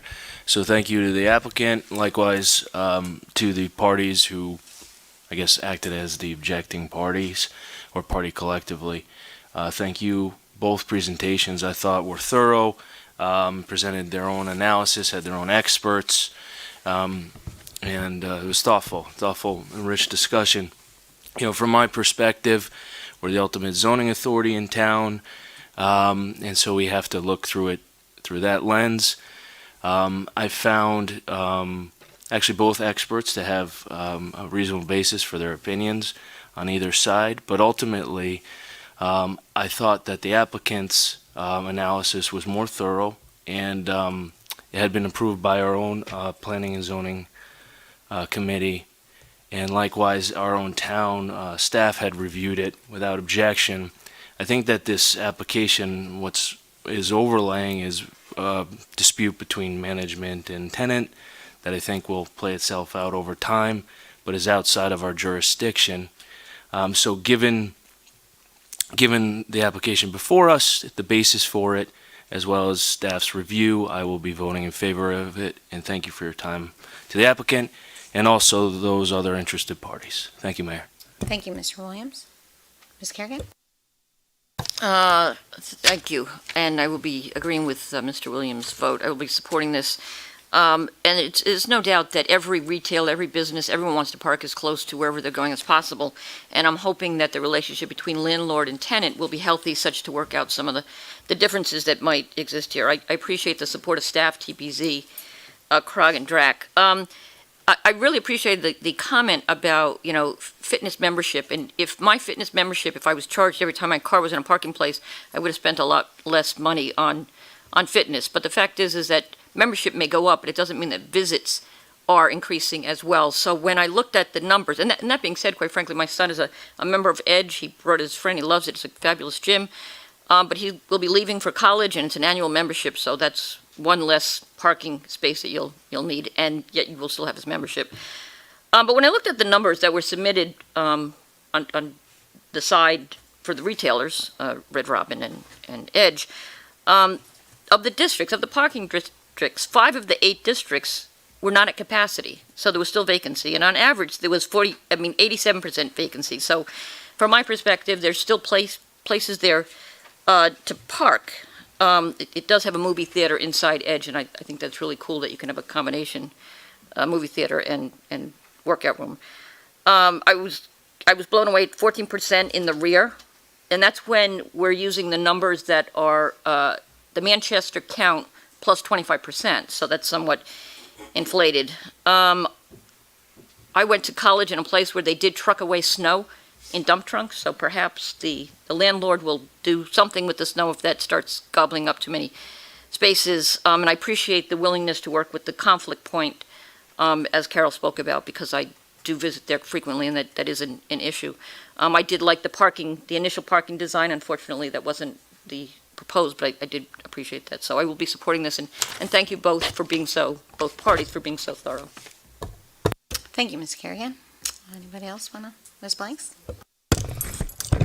Yes, I'd like to also just echo what a lot of the others said before me in terms of both sides presenting your arguments, the ones even in opposition, but also in favor. I thought both of you did a thorough job.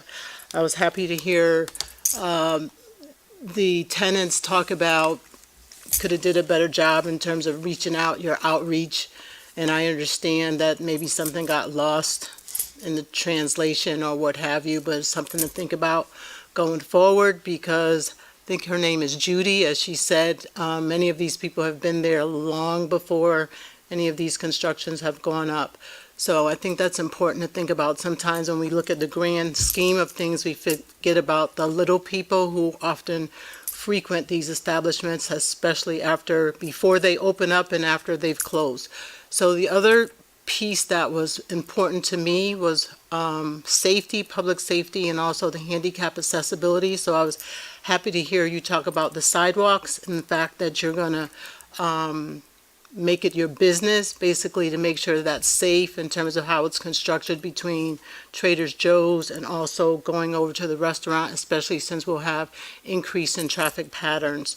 So I'm pleased to hear you talk about how you're willing to work with both sides to get this right. And I'm also pleased to hear you talk about where you will work with the employees and work something out so they take up perhaps the spaces in the back and not the spaces in the front, allowing your customers, your visitors to the center to be able to utilize that. So I am going to be voting in favor of this application. Thank you, Ms. Blanks. Mr. Stafford? Oh, Mr. Stafford, go, and then I'll call Ms. Bay. Sorry, I was looking that way. I want to thank the applicants for their thorough presentation, and I'm going to be voting in favor. I do see the concerns about parking. However, if it wasn't a well-organized and well-run shopping center, there'd probably be no need for additional parking because nobody would be going there. I think that the restaurant will add to the existing buildings, and though there might be times when there's overcrowding of parking, but that happens in West Hartford Center too, and people don't stay away. So I think it will be a good addition to the shopping center, and I strongly support it. Thank you, Mr. Stafford. Ms. Fick? Thank you, Mayor Cantor. This was absolutely difficult for me because I'm pro-business without a doubt, but that means the existing businesses too. It doesn't just mean ongoing development, excuse me, and attracting new ones. So I am concerned about protecting the businesses that are already within Regency's spaces, but that's really Regency's job, not mine. So I do recognize the changing landscape of retail. It's changing dramatically. You see a lot of really good merchants not in business anymore. Sears comes to mind. I spent some time helping my father get his refrigerator fixed that he just bought. And the Sears that we bought it at is no longer in business, and there's one in the whole Orlando area. Anyway, I know that's a change, and you need to address that as property landlords. I do recognize that there are parking concerns. I do use that space, the mall. I go to several establishments there, and it seems to be concentrated, though, on one part. It's the Trader Joe's, Best Buy is way more crowded than the other spaces. Even the anchors aren't as crowded like Old Navy. So it seems to me to be a very regional, localized section of the parking where it's challenging and you can't always find a spot. I think if you, as the landlord, can do something with some of the recommendations that the counselors have made regarding employees and things like that, I think that would be a big help to help the businesses that you've already secured, make sure that they have spots for their clients, because I think that is important. But having said all that, I don't see any reason to disapprove the application, and I will be approving this. Thank you, Ms. Fay. Mr. Matthews, would you? No? Okay. Mr. Davidoff, go ahead. Thank you, Madam Mayor. So tonight we're presented with a win-win. And the reason I think it's a win-win was who would have thought that Toys R Us would ever be going out of business across the country, and that there would be a big, huge space available. And those spaces are hard to fill. And just a short time ago, we approved an application to have Edge Fitness come in. And I think if you would have thought 20 years ago, would a fitness center ever be in a strip mall, most people would say, absolutely, positively not. We'd expect to just see traditional shopping establishments where you go in, you purchase something, you get a shopping bag in, and you go home. So strip malls across the country are changing, and we as a community are adapting to those changes. And in West Hartford, we have goals of encouraging the growth and retention of existing businesses in town. We're trying to encourage the diversification of our community tax base. We want to retain and enhance the diversity of commercial uses in pleasant locations for economic activity. And we want to promote investment in older commercial buildings that are consistent with smart growth principles. And tonight, what we have here is a landlord who's going to potentially invest $7 million in facade improvements to a shopping plaza that's been around for a very long time. And I think most people watching this evening would say, well, that's a really great problem to have where people are competing for parking spaces in a strip mall. Because I think when you drive around a lot of different strip malls in a lot of communities, all you see are empty beds of parking surfaces, and you don't see cars parked there. And as things are changing, as millennials are using Uber and Lyft, and as people are being more healthy, biking and walking and taking other modes of transportation to get to places, it's encouraging to see this vibrancy in a plaza that a few years ago people were wondering what's it going to look like in the future. So I think from my point of view, that's the win-win.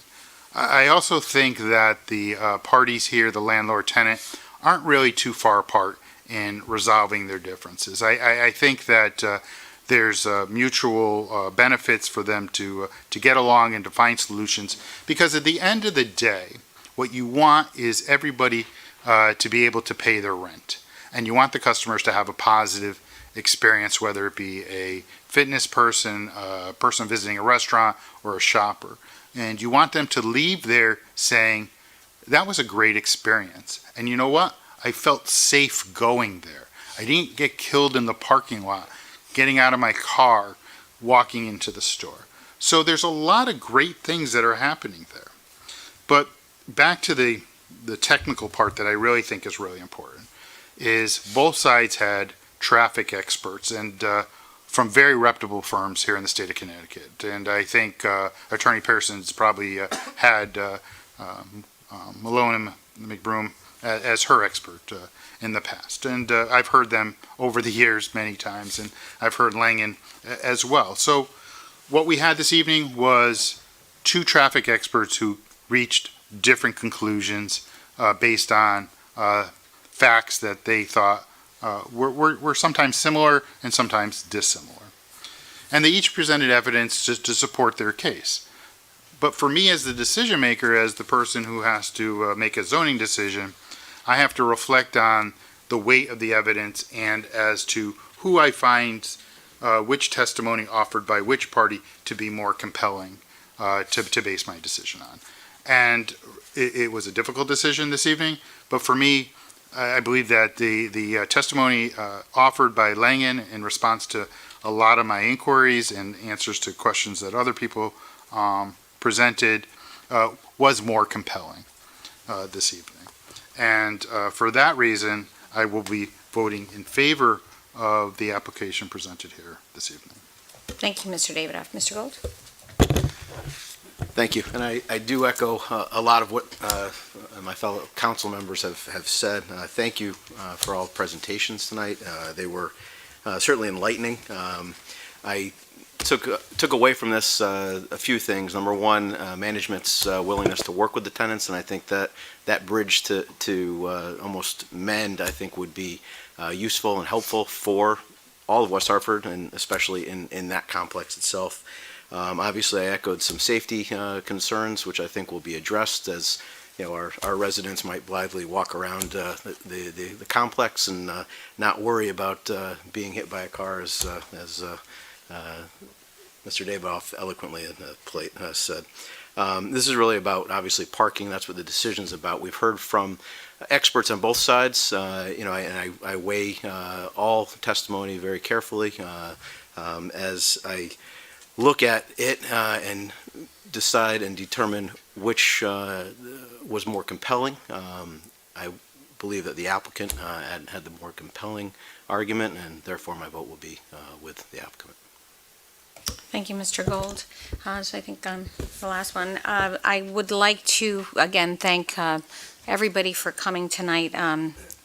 Attorney Harris, Mr. Sullivan, Mr. Sansone, and Mr. Sheldon, and then the applicant team as well for their very thorough work. Mr. Gagnon, Mr. Mora, there are two Mr. Moras, right? Mr. Moreau and Mr. Moreau. Mora. Okay. And then, of course, Ms. Wing. But I actually really enjoyed the transformation and the identification for the need to improve this center. And I really appreciated the architectural evolvement of the design. That was really, really interesting, actually, and took a lot of care and a lot of time. This is a center that really has undergone very big pressures externally, as many of my colleagues have said, to have it fully occupied and be in a place where we really are approaching a capacity level that is very apparent to, I think, everyone that visits. Might be in certain pockets where there's more challenging use of spaces than others, but this is really an amazing story. You've attracted incredible tenants, and Mr. Sansone, the success of your business is really remarkable. And the success of Red Robin is also, it's just a real destination for so many families and a comfortable place for them to be. We, of course, want everybody to thrive. We want to encourage your investment in a center that is a little aged and not up to the standards that you want to hold in the rest, as you do in so many of your plazas around the country. I think what you see is people that really care about their businesses and care about the success of their businesses, and that's why this strip is so successful. Everybody I know goes to something there. It is unusual. Again, I want to just show that this is a very valuable exercise. No business is there forever. We do have to keep reinventing ourselves. And strip malls really do need to redefine their parking requirements as time goes on. Parking, I read an article today from a national parking just a trade organization that was talking about malls, and they say 10 years, 90% of parking is going to be unnecessary in malls. And they were saying maybe a little aggressive, but at least 50% because of ride sharing, because of AVs, automatic vehicles, and many things that we don't see and can't see. This is also a mass transit area. This is something where people can travel on mass transit, and my hope is that continues to grow. I do encourage increased communication. I was a little, I understand the expectation was this is an improvement and everybody's going to be happy, but I do believe communication is a really important process in a big change, and bringing people along and understanding what that means for them and trying to ease their concerns as well. I appreciate, Judy comes to so many of our meetings, and she always has a great suggestion, but the electric car, I think as we are looking at in the future, those are important. I appreciate the Tesla charging station that is already there. The snow could be problematic and really could affect the businesses that are there, and I really encourage you to have a plan for those big storms that create not just during the winter season, but even sometimes into May. For us, working with Trader Joe's to remove the carts, that's an area that I think will make users much happier if they see that kind of response and attention to all the people that work in that area. So I actually really did like that first plan, not thinking that the main thoroughfare that whatever, and the drive aisle, that I really drive aisle, yeah. Well, whatever, I like the drive aisle. So okay, so I sort of like those more direct paths. I understand the compromise, and I think you did listen and try to do as much as you could considering what you had. So I also agree that the restaurant pad is pushed over to a complementary use on a bank that does have a sort of opposite uses, and that will be, I think, something that people will appreciate, that there will be available parking there. So carpool, and and I think that's always helpful when you're going with people. Whether anywhere in West Hartford, actually, from Elmwood to Bishop's Corner, we hear about parking issues in our very, very vibrant centers. And this is an important problem, actually, and many communities would are very envious of this discussion we had tonight. So I want to thank you for your investment. I want to thank you, the business owners and tenants, for your commitment on your successful businesses. We will frequent them. We will walk if we need to, though I don't think we're going to need to walk very far. So thank you so much, and I will be supporting the application, but we do have a amended and restated conditions of approval, so we would do that separate, right? We would vote on the... Thank you, Madam Mayor. As you mentioned, the council is in possession of amended and restated conditions of approval that I just handed out, and the motion would be to approve, subject to the amended and restated conditions of approval. It can be done as one motion. It's a roll call vote. And if Mr. Davidoff could maybe clarify that, because I didn't hear his initial motion. So I would concur with Corporation Council that to incorporate the amended and restated conditions of approval for this 1459 New Britain Avenue. Motion's been made and seconded. This is a roll call vote. Ms. Lebrow? Ms. Blanks? Favor. Ms. Cantor? Yes. Mr. Davidoff? Yes. Ms. Fay? Yes. Mr. Gold? Yes. Ms. Kerrigan? Yes. Mr. Williams? Yes. Mr. Matthews? Mr. Stafford? It's unanimous. Thank you all. It's been a long night, so we're not offended if you head out the door. Yes, number 7A, Mr. Davidoff? Just, if you could just keep your voices down so we can keep going, that would be very much appreciated. Thank you. All right, thank you, Madam Mayor. I move that we set for public hearing on April 6, 2020 at 7 p.m. and refer to TPZ, an application on behalf of JJJ New Britain Avenue Associates LLC, owner of 12 Grove Street, requesting a change of the underlining zone for 12 Grove Street from R6 One Family Residence District to RP Residence Parking District. Motion's been made and seconded. All those in favor? Aye. All those opposed? Motion carries. Thank you, Mr. Stafford. Thank you, Mr. Matthews. 7B, Mr. Davidoff. Thank you, Madam Mayor. I move we set for public hearing on March 30th, 2020 at 5:30 p.m. and refer to TPZ and CROG, an ordinance establishing a 9-month moratorium on certain uses not supportive of transit-oriented development. Motion's been made and seconded. All those in favor? Aye. All those opposed? Motion carries. 7C, Mr. Davidoff. Thank you, Madam Mayor. I move Oh, this is tabled, right? postpone. Postponed. Thank you, Madam Mayor. If you wish, you can make a motion to postpone to a date certain, which I assume would be the next meeting. Gotcha.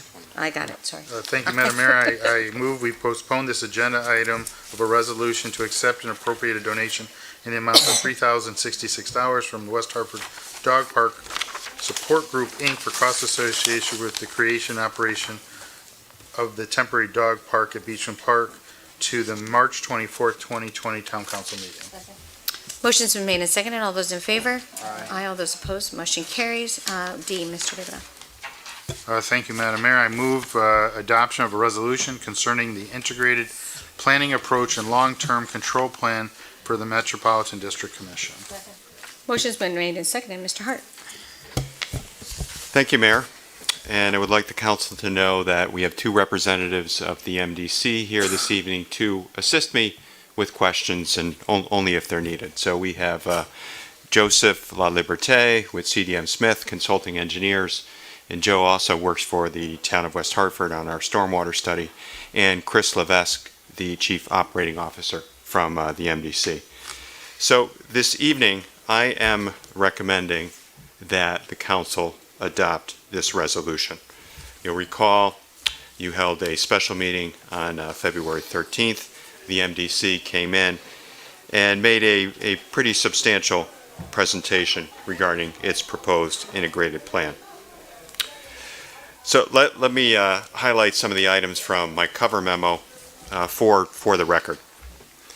So as the council knows, the MDC is implementing this multi-billion, with a B, dollar clean water project, and it's designed to control and reduce combined sewer overflows as well as sanitary sewer overflows that are negatively impacting our waterways.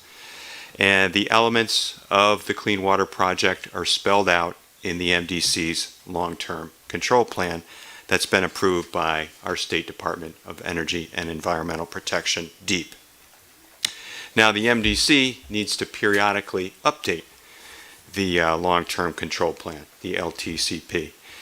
And they are advocating for the next update an integrated planning approach to complete much of the remaining work that's required under the state and federal consent order and related agreements. So what's the integrated planning approach? You know, recall from the presentation from the special meeting on the 13th, with the integrated planning approach, the MDC would work collaboratively with the 8 member towns, particularly 7, to separate groundwater and stormwater connections from their sanitary sewer lines. This approach would delay, may even eventually eliminate the need for the MDC to build another expensive high-capacity tunnel. In this case, the tunnel that's planned for the northern tier in the Granby area to handle sewer overflows. Another advantage of the integrated planning approach is that the MDC would plan to finance much of this work through its Clean Water Project revenues. And that's a charge that water customers pay, as opposed to adding that expense to the sanitary sewer tax, otherwise referred to as the ad valorem, that the MDC levies on its member towns. In order to strengthen its application to DEEP, the MDC is asking all 8 towns to endorse the integrated planning approach.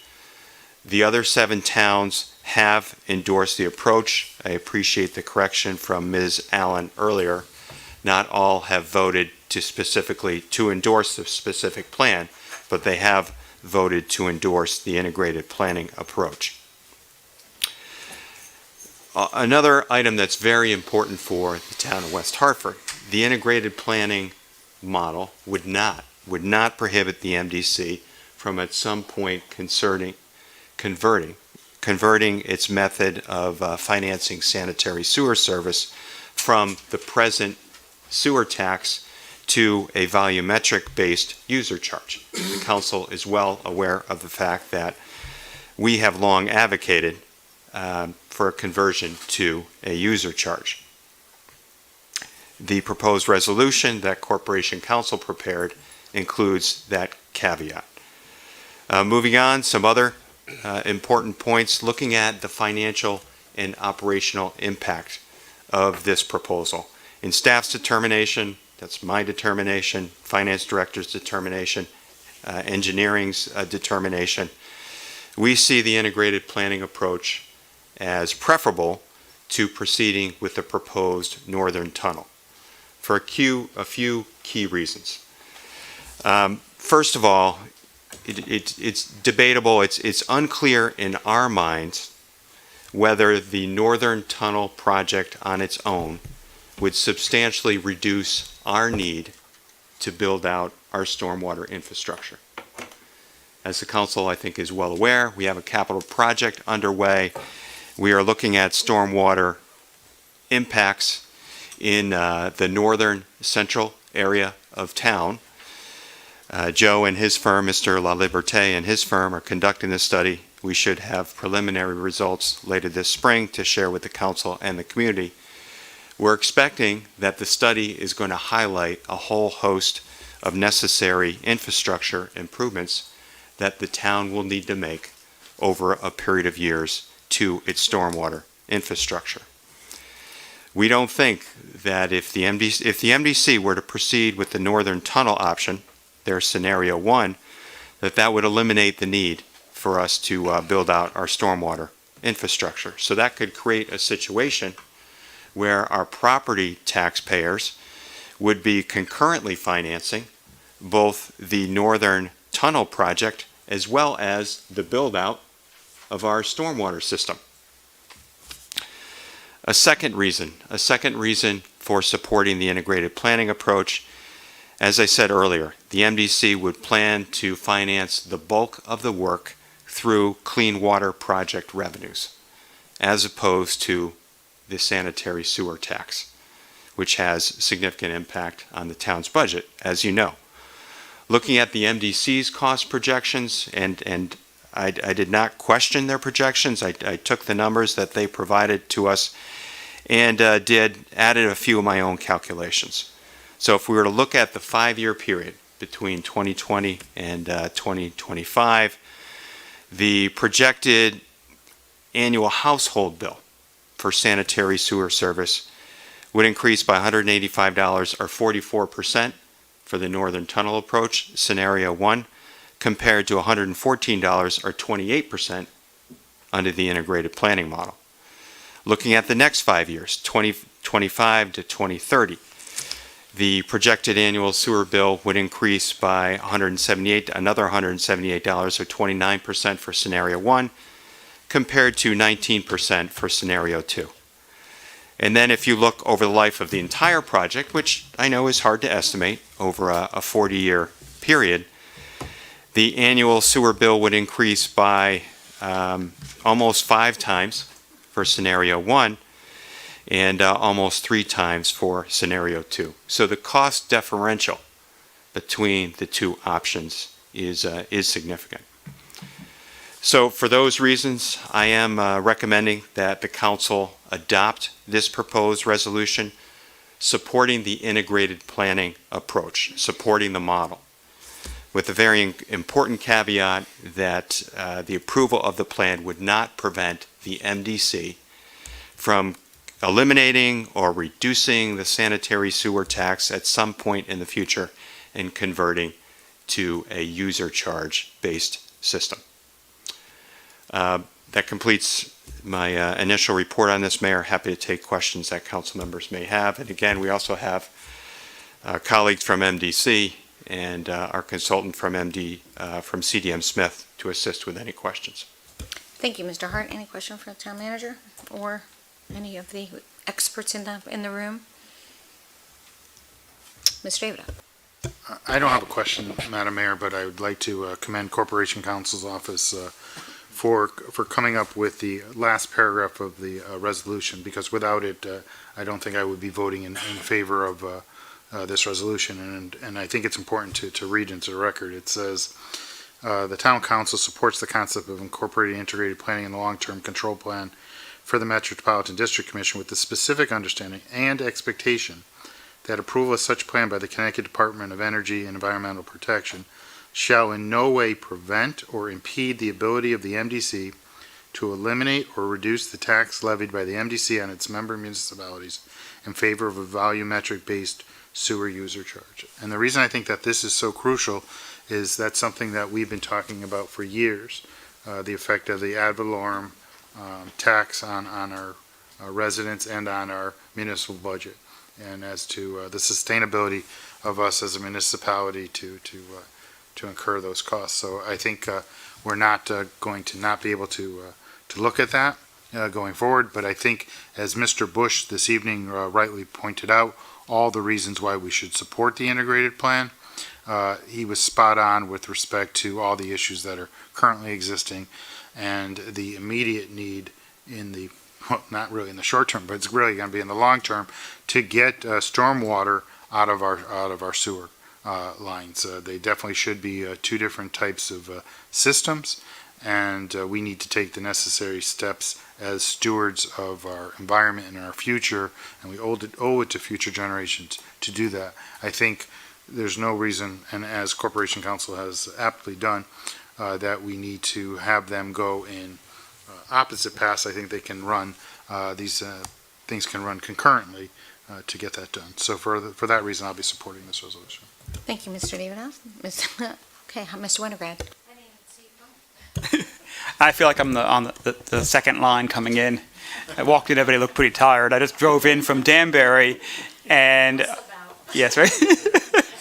I just drove in from Danbury from a long day of negotiations, and usually I might put on a podcast, and instead I actually tuned in to community television.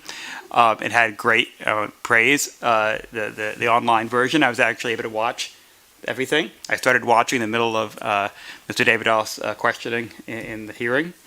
Unfortunately, and I got here rushing to get to some of these discussions, knowing that I would make it for that hearing, obviously, and turns out I was on a little bit of a delay. So I thought I was encouraging all of you to talk longer because I thought I could get here just at the end of that. Even Leon, I was like praising him, keep on going, and it turned out that I was on delay. So, but I did catch in that time. I did catch the public statements. I just want to repeat what Leon said about praising both staff, Mr. Hart and Mr. Dodge, for putting together this resolution and for all your work with the MDC on really helping us understand the importance of this. And for adding in that language, and also to thank the public statements. I did hear Rick Bush's quick. Like I said, I was rooting for you to take a long time. So when you said more than 3 minutes, I was rooting for you. You did a great job. And Judy, you didn't talk enough, but it's okay. But again, I thought that Rick's comments were very apt, and frankly, given not just your own role, but representing the neighborhood. That's been through so much. I think it's really important to hear, really for the whole, for the entire MDC towns, and hopefully the legislature as well, and with DEEP, the best experience as to why we need to do a different kind of plan. And I really hope that they use you to spread that word, because we really do need to work on the entire system and not just the big tunnel. So certainly support this resolution, and thank everybody for sticking through it, and apologize for being a little bit late. But you made it, and a lot of people wouldn't have done what you did, so thank you very much, Mr. Winograd. Ms. Williams. Thank you, Madam Mayor. Thank you, Mr. Town Manager, for your explanation. I think that's really helpful. It's a complex issue. Also, thanks Corporation Council Office for your work on this. I will be supporting the resolution. I should also thank actually former council member Denise Hall for her note to us, which is part of our consideration of this resolution. So I'll be supporting the resolution, and thanks to Mr. Bush for his presentation. But one of the things I think that would have made this decision a lot easier is, I think, given our experience with the MDC over the last couple of years, be it Niagara, be a way we were dealing with the so-called reserve fund at the time, and even the whole concept that the MDC comes to us and says we have all this infrastructure that we didn't know needed repair. It was just below the surface, and we only became aware of the need when we had video cameras actually in the system. It's alarming, right? And it puts the MDC's credibility into question. And so when we're making a decision based on really an MDC recommendation, our opinion as to their credibility matters a lot. And a lot of the same people who were running the MDC when the infrastructure was basically falling into disrepair without any affirmative steps to fix it are still running the MDC, and indeed are the ones advocating for the integrated plan. So I just put that out there because I think it'd be a lot easier for us as a body to, follow the MDC lead if that wasn't an issue. So, thank you, Mayor. Thank you, Mr. Williams. Anybody else have comments or questions? Ms. Blanks, and then Ms. Kerrigan. I too want to thank everybody for their hard work in terms of all the efforts that you put into this whole MDC issue. I mean, I've been watching the news, so it's not just here. Every time I turn it on, I see it on the news that each town is talking about MDC. So it's clear, right, over this long period of time where we didn't do what we were supposed to do. And I want to say with the number of speakers that NBC put out, we were talking about kicking the can down the road. So eventually, I guess that can has to stop and we have to do something about it. So thank goodness we have the integrated plan. But more importantly, I do want to shout out to Rick Bush, because I was really impressed with you, Rick, when I heard you for the first time when you came up, and you was a champion for your community and you was a champion for your neighborhood, and that's what we need. So kudos to you and for supporting not only you and your family, but you were passionate about this and you wanted something to be done. And you took, you stepped up to the plate and you said, well, I'm going to be that person. So I want to thank you for that and encourage you to continue and do your thing and represent your neighborhood. So I am going to support the resolution because I do strongly believe that this needs to be addressed. And if we don't do it now, it's only going to get worse and it's only going to be more costly, and we're still going to have to foot that bill. Thank you, Ms. Blanks. Ms. Kerrigan. Thank you. I have a question. The email from Denise Hall, resolution supporting the integrated plan, she talks about the volume discounts under supposed economic development to a water bottling company. Can you tell me why that's in this email? I would be speculating, Counselor. Maybe she's just I guess maybe more specifically, I just want to be sure that the volume discount for a bottle watering company is not part of this integrated system in any shape, way, form. And the reason that I'm asking is, in her email, she talks about Niagara's discount. Mr. Hart. Yep, just to respond. Two separate issues. Mr. Levesque, I don't know if you want to add any detail. I assume you've read the... I have not read the Oh, okay. I can... Okay. I believe Ms. Hall was trying to address a variety of issues in her email. State your name for the record, please. Sure. Chris Levesque with the MDC. I have not read the email, but I can confirm that they are two separate issues. So the economic development rate is completely separate from our proposal on the integrated plan. Thank you so much for stating that. I really appreciate it. It makes me feel a lot better. Thank you for your hard work. Thank you for your hard work. Thank you for your hard work. Rick, amazing. You've been through so much, hung in there. Resolution, life is good. Thanks so much. Thank you, Ms. Kerrigan. Thank you, Mr. Lebeck, for your input. Anybody else? Mr. Gold. Very quickly, thank you everybody for your input. Matt, members from the MDC, everybody, presentations before. Rick, you were ground zero. You brought it to the forefront and continued to bring it to the forefront, continue to fight for your community, for all of us. Brought it to the forefront, and I appreciate that, and I commend you for everything that you have done. I think the integrated plan is a viable option. I think, while I mentioned before, it's a little bit of a leap of faith based on past actions and feelings, as Mr. Williams had pointed out. I think the integrated plan is really the only option at this point, and I would be in support of it. Thank you, Mr. Gold. Ms. You were the one who actually exposed us to the integrated plan immediately when we really had an understanding of what demands were on your neighborhood and actually all that was going on in our town that we really were not knowledgeable enough about.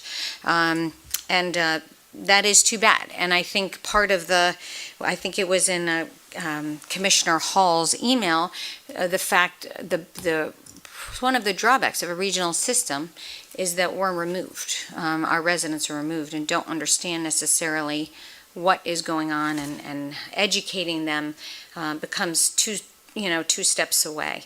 And I know that the MDC is more aware of that than they have been, and I really hope that there is a continued effort into helping to educate all of our residents about the challenges and the importance of bringing clean water and the importance of investing in the sewer system and protecting stormwater and making sure that everything is going where it needs to go to keep our environment safe. Ms. Allen, thank you for your continuous involvement and communication, because she actually is our reporter. Say in a lot of ways you're sitting in front of Ronnie, but it's it's very helpful to have your interest, and you go to everything, which is really amazing. We are going to follow up. I'm going to support the integrated plan, and I do think that this is the right way to go. And again, I think we've evolved in our education of why this is so important. And I'm sorry it took us a little while. We really wanted to make sure everybody was here. We had different people out, and we will, and I really want to thank Corporation Counsel. We had a change in Corp Counsel, so and Mr. Dodge has really gotten up to speed, and Ms. Frano also really helped out to pull all this together, so I appreciate that. We will be following up with a letter to we did receive a few commissioner support, right? 3, I think, that I received as of today. We had reached out. So, and that obviously makes us, actually puts the burden on them to make sure that they're overseeing West Hartford's interests, but also the MDC's interests. But also, this resolution doesn't address the deep contamination, and we really wanted it to stay sort of in the integrated plan, but we're going to follow up with a letter to our state delegation, encouraging them to proceed and make sure that deep follows the same requirements that their corporate partners do as well. So our corporate residents also, paying for that contaminated water. So we will follow up on that. And we will be sending, again, a letter similar to what we've received from other mayors of member towns, stating our support for the integrated plan, but also for the deep and also continued funding for the integrated plan from the state of Connecticut, because that was a real concern. Was when we gave, if we don't go the tunnel route and we do the integrated plan route, is the state going to be there to help fund at the level that they were funding? It's critical to the whole model, right? So we're going to make sure that we state that in a letter after this meeting. Okay, and any other further comments, questions? All right. With that, all those in favor? Aye. All those opposed? Motion carries. Town manager's report. Mr. Manager, please be brief. Very brief, Mayor. I'll just highlight a couple of upcoming meetings. At your March 10th meeting, we're going to have 2 public hearings. The first at 6:45 p.m. on an ordinance reducing the number of parking spaces required in a food truck area. And then we have another at 7 o'clock, amending the schedule of permitting main uses for experiential restaurant and recreation facilities. March 10th is going to be a busy evening because I will be presenting the proposed 2021 town budget and capital plan to you. We will schedule a couple of public hearings to solicit input from our residents on the budget. Those dates are tentatively set for March 31st at 2 p.m. We always try to do one during the day, and April 6th at 6 p.m.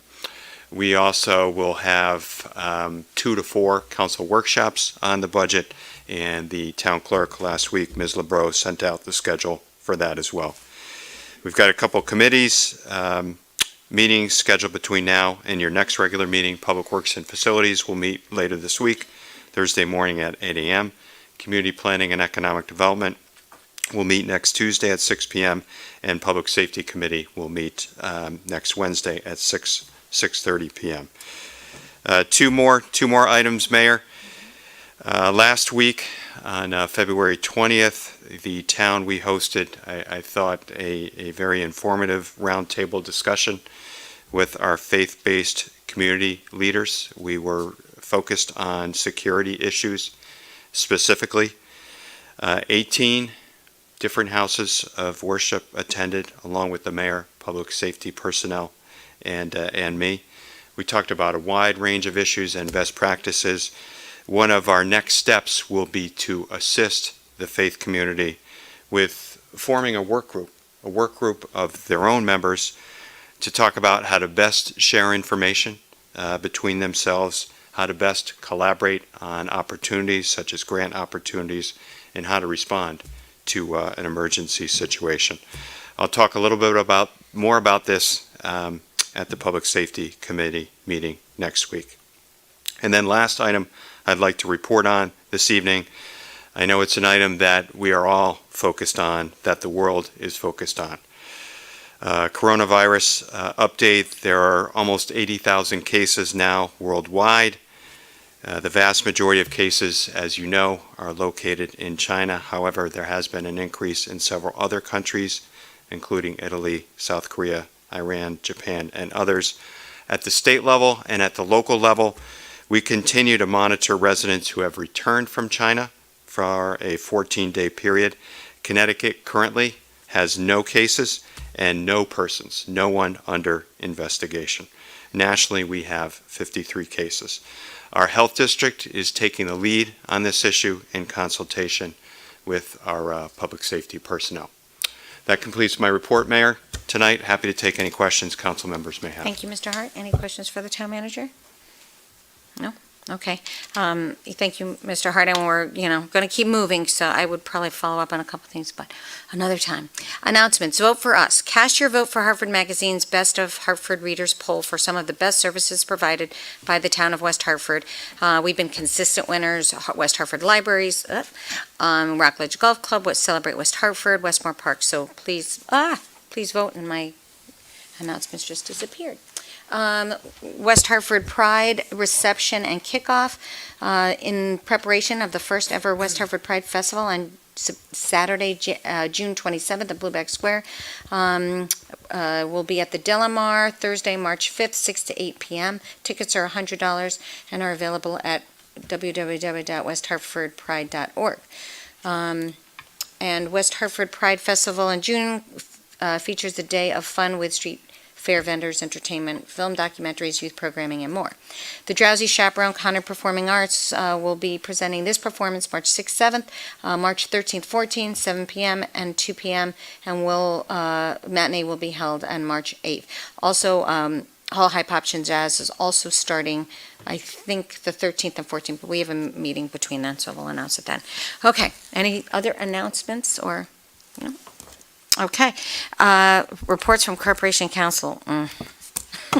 Thank you, Madam Mayor. I have no formal report this evening. However, we will require 2 executive sessions on 2 separate items, just for the benefit of the folks who are still in the audience. After the first executive session, which involves a personal injury case in which the town has named a defendant, I anticipate that we will likely be coming back into open session in order to take action. And after the second executive session, I do not anticipate that any action will be required by the council. Thank you. Thank you, Mr. Dodge. So 11, A through D, Mr. Davidoff, why don't you read them all together and we can. Okay, thank you, Madam Mayor. I move we appoint Ian Green to the Risk Management Advisory Board for a term ending 12/31/2022. I move we appoint Stephen Dembo as a Town Council zoning alternate for a term ending 12/31/22. I move we appoint Matthew Horowitz, the Ethics Commission, for a term ending 11/16/2021. Mr. Gold? Yeah. move to appoint Stephanie. Sorry, I move to appoint Stephanie Barnes to the Ethics Committee for a term ending 11/16/2021. Motion's been made and seconded. All those in favor? Aye. All those opposed? Motion carries. Number 13A, Mr. David. Move adoption of the consent calendar. Motion's been made and seconded. All those in favor? Aye. All those opposed? Motion carries. No petitions. I make a motion that, you make the motion. Go ahead. Item number 16A, Madam Mayor, I move we enter into executive session in accordance with section 1-200, parentheses 6, parentheses B, of the general statutes for the purpose of discussing pending litigation, to wit, Colleen Duggan versus Fabio Becker et al. Motion's been made and seconded. All those in favor? Aye. All those opposed? Motion carries. Thank you.